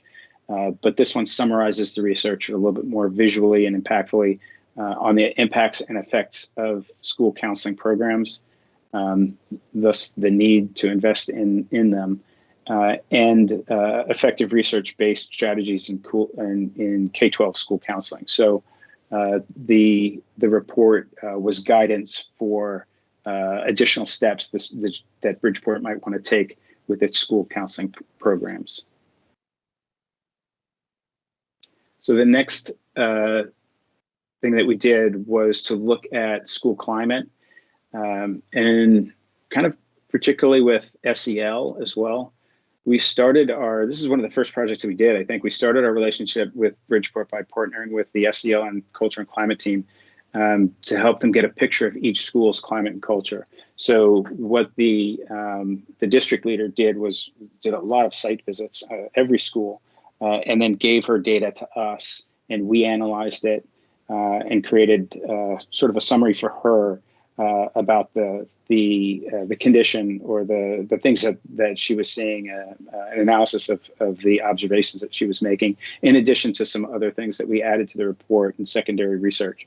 So this district as a whole, and some of the conclusions are there on the slide, but just to summarize quickly, the district as a whole is demonstrating really good commitment to fostering positive school climates.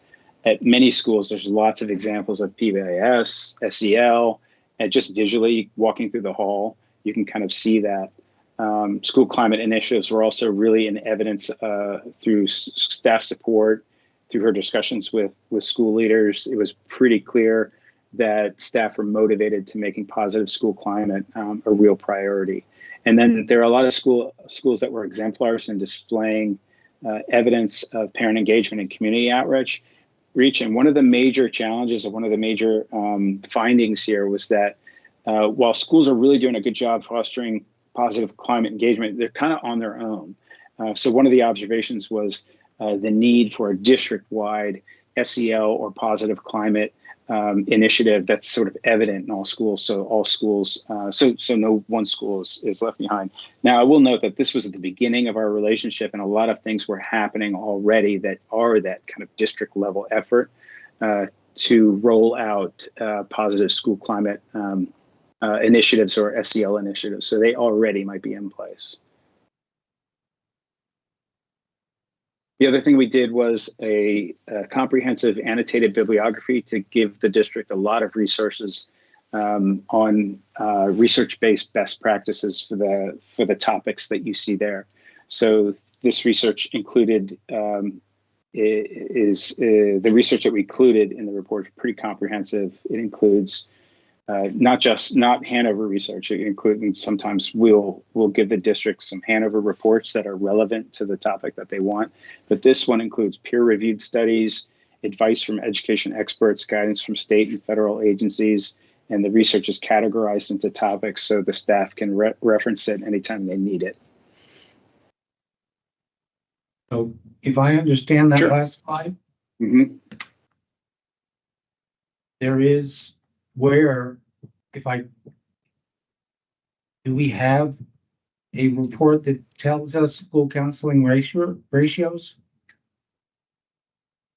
That tells you, well, you have research on that. So this is an annotated bibliography. So within that category, there's research on school counseling ratios, the optimal ones. What's the difference between a report and research? Well, we didn't do a report on counseling ratios. What we did was share studies on them, links to studies on them. So peer-reviewed studies or guidance from, in that particular case, the school counseling ratios comes from, Julie, what is it? ASCA, right? The Counseling Association of America. Right? Yep. Yep. Yeah. So, yeah, The does that Counseling answer your question? Association of America provided recommendations on school counseling ratios? Correct. And those are similar to the Department of Education of Connecticut. That has the same recommendations. They just sort of turned those recommendations around to make it state requirement. And then,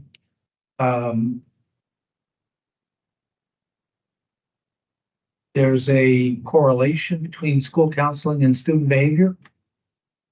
Like I said, we didn't do a study on that, so I'm not familiar with the research conclusions of the studies that we shared, but what we did was shared those studies with the district so they can delve into the research and understand those studies' conclusions.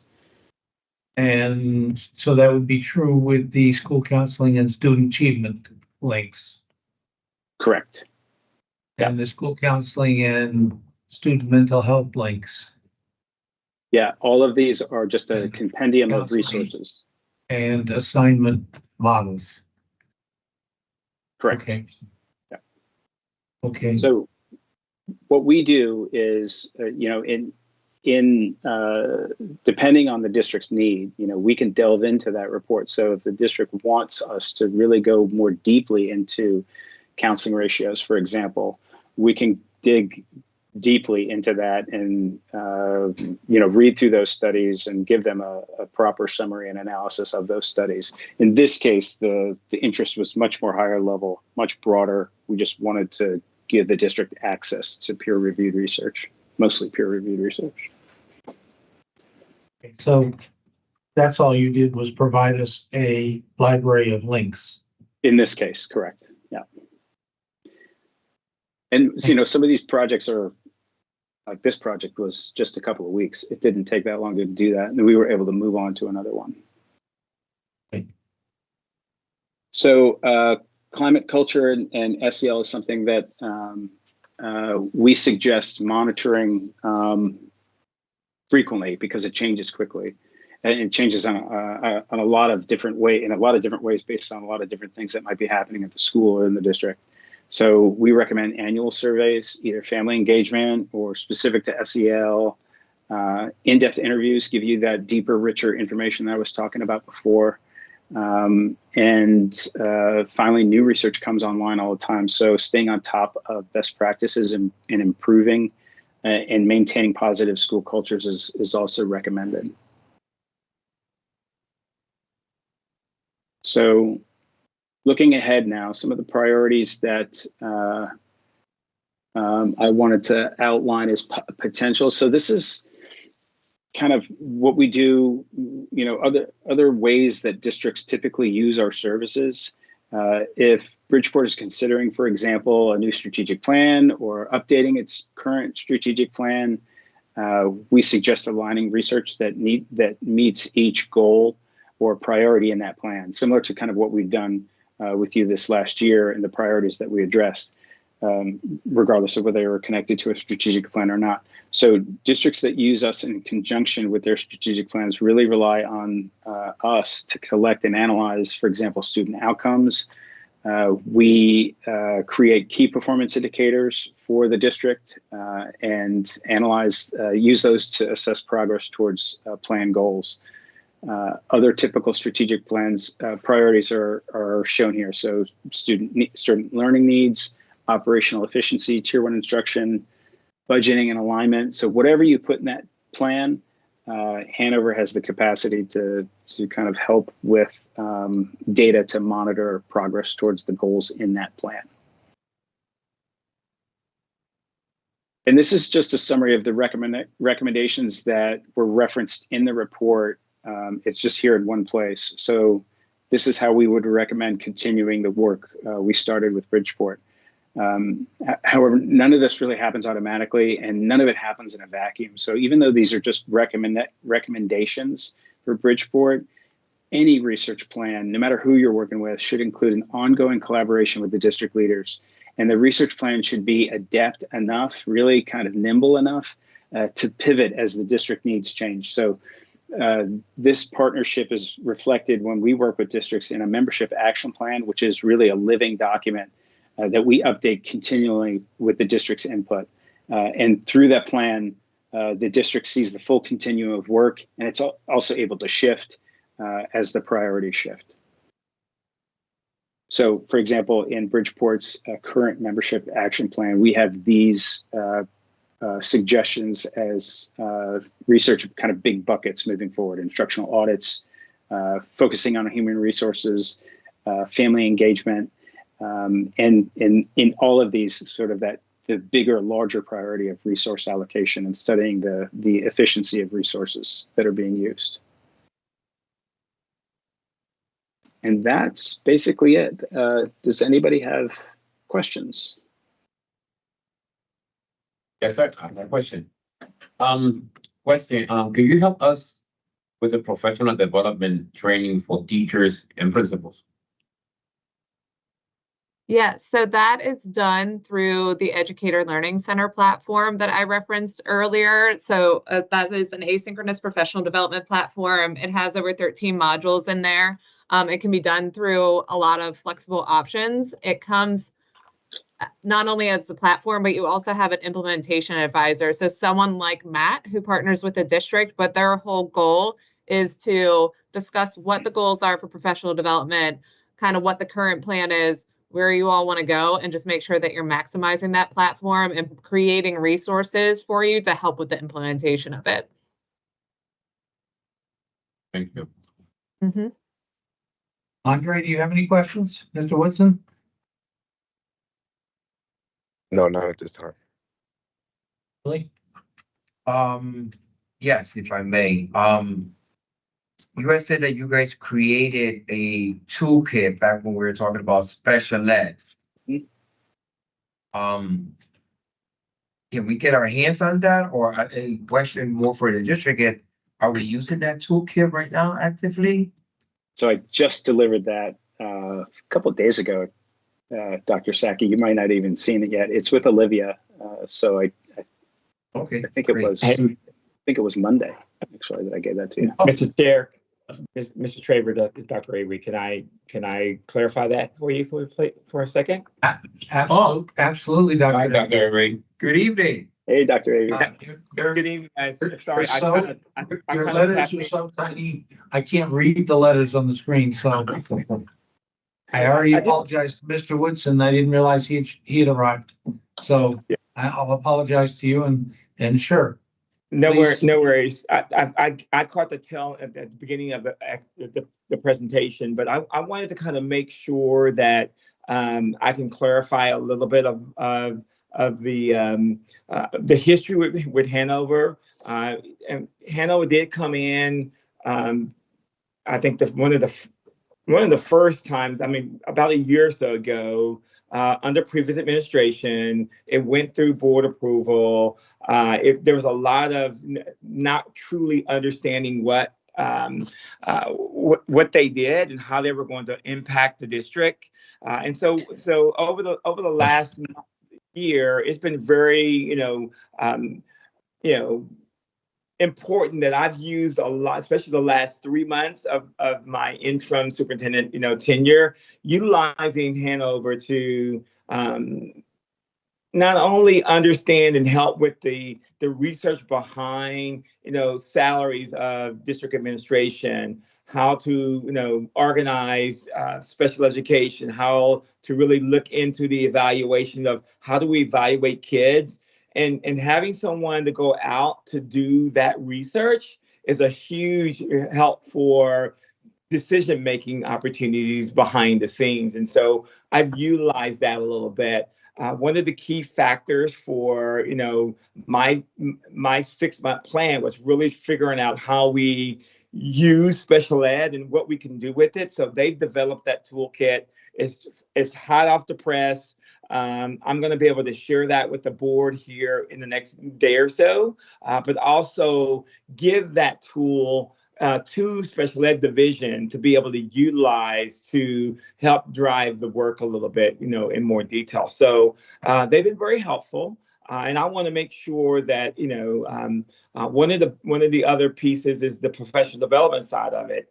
The way Julie talked a little bit about having the platform where teachers can go on and do. I think the district used to have something like that, is my understanding with, PJ, you may be able to help me with the program, not ProTrack, is it ProTrack maybe?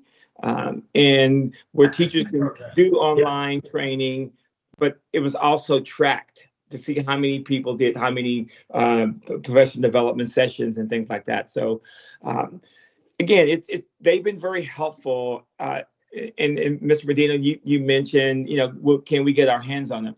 Every single report that was provided to the district, that's going to be presented to the full board, and it's going to be released to you guys, before Monday's meeting, in order for you to kind of understand and get your hands on some of those reports.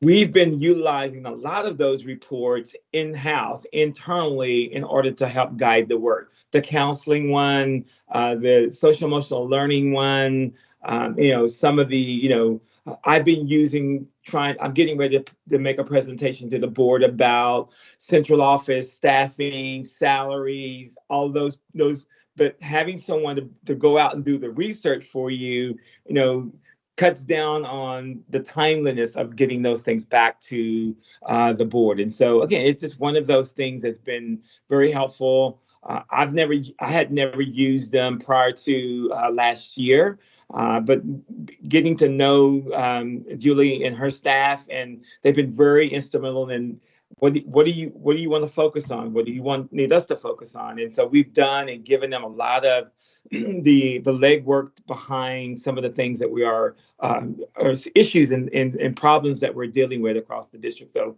been very beneficial. I just kind of wanted to make sure I emphasize that. Okay, so besides the special ed toolkit, you have other work product, because you may have heard me earlier, Dr. Avery, asking about the counseling, and what I heard were a lot of links, but I didn't hear any much in the way of work product. So I'll clarify that. So that's Matt, you may want to clarify, because we did some work around that, Yeah. but that was one of the components I'm thinking, but Matt can clarify that for you, Mr. Well, Traver. let me finish my question. Sure. I saw the report on salaries, teaching salaries. But it's fascinating to me as a former negotiator from the teacher side, but we're not going to negotiate with the teachers for 2 more years, 3, so it's not really relevant to our needs right now. You know what I'm saying? It's But interesting. that's just one aspect of of one of the reports. There's several other reports. There's an administrative one. It's because right now we're dealing with central office salaries. How do they compare? I understood, Dr. Avery, when you said central office salaries, but I knew that for the administrators and the teachers, those contracts aren't up for a few years. Yes, sir. So that's why I was wondering why we needed that. So I think, that's what I meant about work product. Got it. Matt, can you explain a little bit for him? Sure. So the annotated bibliography was just a quick report that we did that I shared. More significant reports are listed there on the slide that you're seeing now under the counseling services, improved school climate. That's really the priority that we're looking at. So we did much more significant, those first two are much more significant full reports that, as Dr. Avery said, you'll have access to at the full board meeting. So the school site climate observation and document analysis, that's the one I talked about, analyzing the data that we're working with the director with, and then the best practices report on K-12's counseling is a much more comprehensive report that should give you really good actionable research to work from. Okay, but again, I guess I'm not understanding. I understand what Dr. Avery is now using and why with regard to administrative salaries downtown on the first item on the index. But otherwise, I don't understand anything in that item that has to do with anything we need right now. And in fact, depending on the outcome of the legislative session, God knows what we're going to need. Item 2, I understand we're now going to see the special ed toolkit that you just delivered this week. So I get that. And we'll see that toolkit later this week. Thursday, I get tomorrow. But and then the priority school chain climate and counseling services. You made observations, I heard in your presentation, about school climate from shortly after you arrived last spring. And then you showed the links to best practices. Is there an actual report, substantive report? Yes, the best practices in K-12 counseling is a full report. Yeah, Matt, what's the total number of reports that you're going to be sharing with the full board? We have 8. Yeah. So you'll have 8 comprehensive research projects that you'll have that we'll be sharing with the board. And a lot of it is related to Bridgeport Public Schools in the research compared to other school districts and other, facets of research around certain topics. Again, I think I think once you see it, you'll understand a little bit better. He tried to just give a very brief overview of some of the things that was targeted. So again, I think it's pertinent that we give you a little bit of time to kind of work through some of those, understand some of those, and then, but we just really at this moment would like to move this to the full board in order to have a better in-depth conversation with the full board about the projects, and then we work from there. So that's kind of was the goal for this evening, was to be able to do that. I was not made aware of that. So if I can continue to piggyback as I had the floor, because I have one question. I'm the one to ask about the toolkit, but I get this question, Chair. Yeah, the committee gets to ask questions first, so I wasn't ready. I did just, And I was just, just okay, I never gave up. it's like you left the room, sir. Oh, I did. You did. Are we discussing? I did this, yes. So, Dr. Avery was asking a question, so let me just, so you want to move this report to the full board, sir? Dr. Avery? I think sharing the documents with the full board would be the most appropriate thing to do right now, Mr. Traver. Just really wanting to make sure that everybody had an insight look at what investment was made by the district, and then making sure from that point, because there is a renewal opportunity if the board considers that I would like for the board to consider. So again, I think it's appropriate to get this information to the entire board, coming through the academic committee, in order to have a relevant information towards that. So yes. Okay, I just didn't understand that. What I was told was that we would have a report tonight. I didn't ask, it's not on the agenda as an actionable item. So I didn't get it presented to me that way as, you know, That's okay. That may have been discussion my and fault on referral that. to the full board. So I didn't understand that. And that leads me to my last question, which is when we acted on this a year ago, was this as Relay was a one-year contract? That is correct. So are we up for renewal? Yes, we are, sir. And when is it need to be renewed by? I think we're, Julie, you may want to clarify that. I think we're right at the end of the renewal contract, with some flexibility of getting it to the board for consideration. Yes, that is correct. We wanted to give you a chance to see what we've been doing and then discuss what the partnership can look like moving forward. Okay, so just to be clear, Dr. Avery, I want to know, are we being asked to refer this to the full board for renewal on Monday? Or are No, we just sir. being asked to refer to the full board the presentation of work that's been done in the past year? That is correct. I would like for the full entire board to hear about the presentation for this past year, and then we could bring it back for further discussion if needed as well. And I do want to recognize Mr. Woodson has a question for you as well. I'm not sure if you see his hand's been up for a while. Yes, sir. I would have called on him as soon as I got done, but I will get to him in 1 second. You can go first, I'll finish. Okay. Mine's is a quick thing that. Mr. Woodson, go ahead. Yes, I just had a question for you, Mr. Traber. What's the is there like an issue with the information that that Hanover has? You know, why wouldn't we want this shared with the entire board? Oh, I have no problem. I just didn't understand. This was presented to me as a report that was going to be given tonight. And I just saw it. And it was Hanover Research presentation. And it was not an actionable item. So I didn't understand we were voting on it to be presented to the new board. And I also realized, because it was asked earlier, and I didn't realize Dr. Avery had come on, that this was about a year old.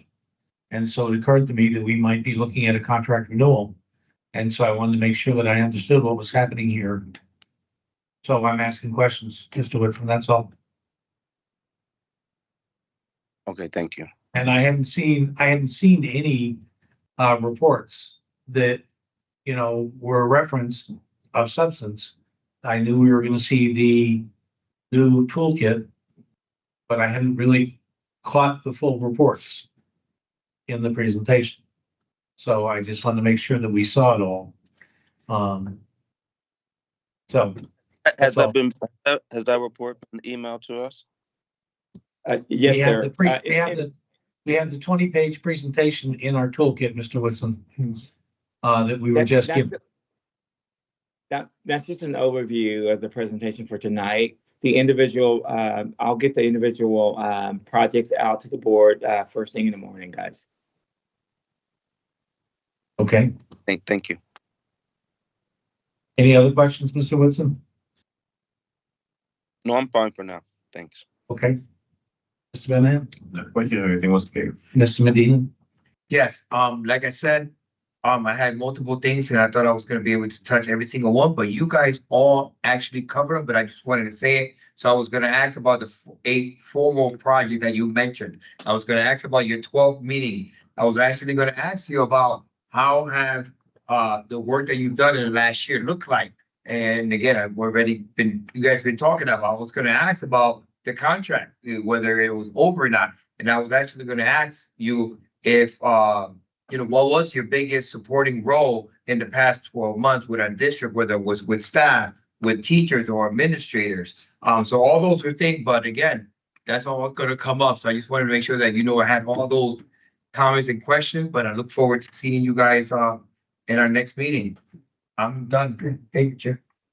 So, Mr. Woodson, Mr. Benahan, would somebody like to make a motion that, the Hanover research presentation be referred to the full board for Monday night, for Monday night? Mr. Woodson? I'd like to make a motion for it to be moved to Monday night. I second it. Okay, all in favor? Aye.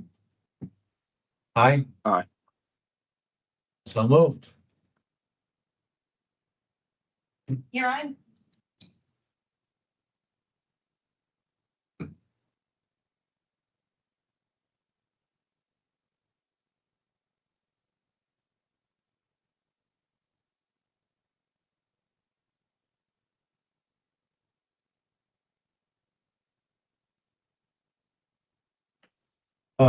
Is there any other business to be discussed tonight?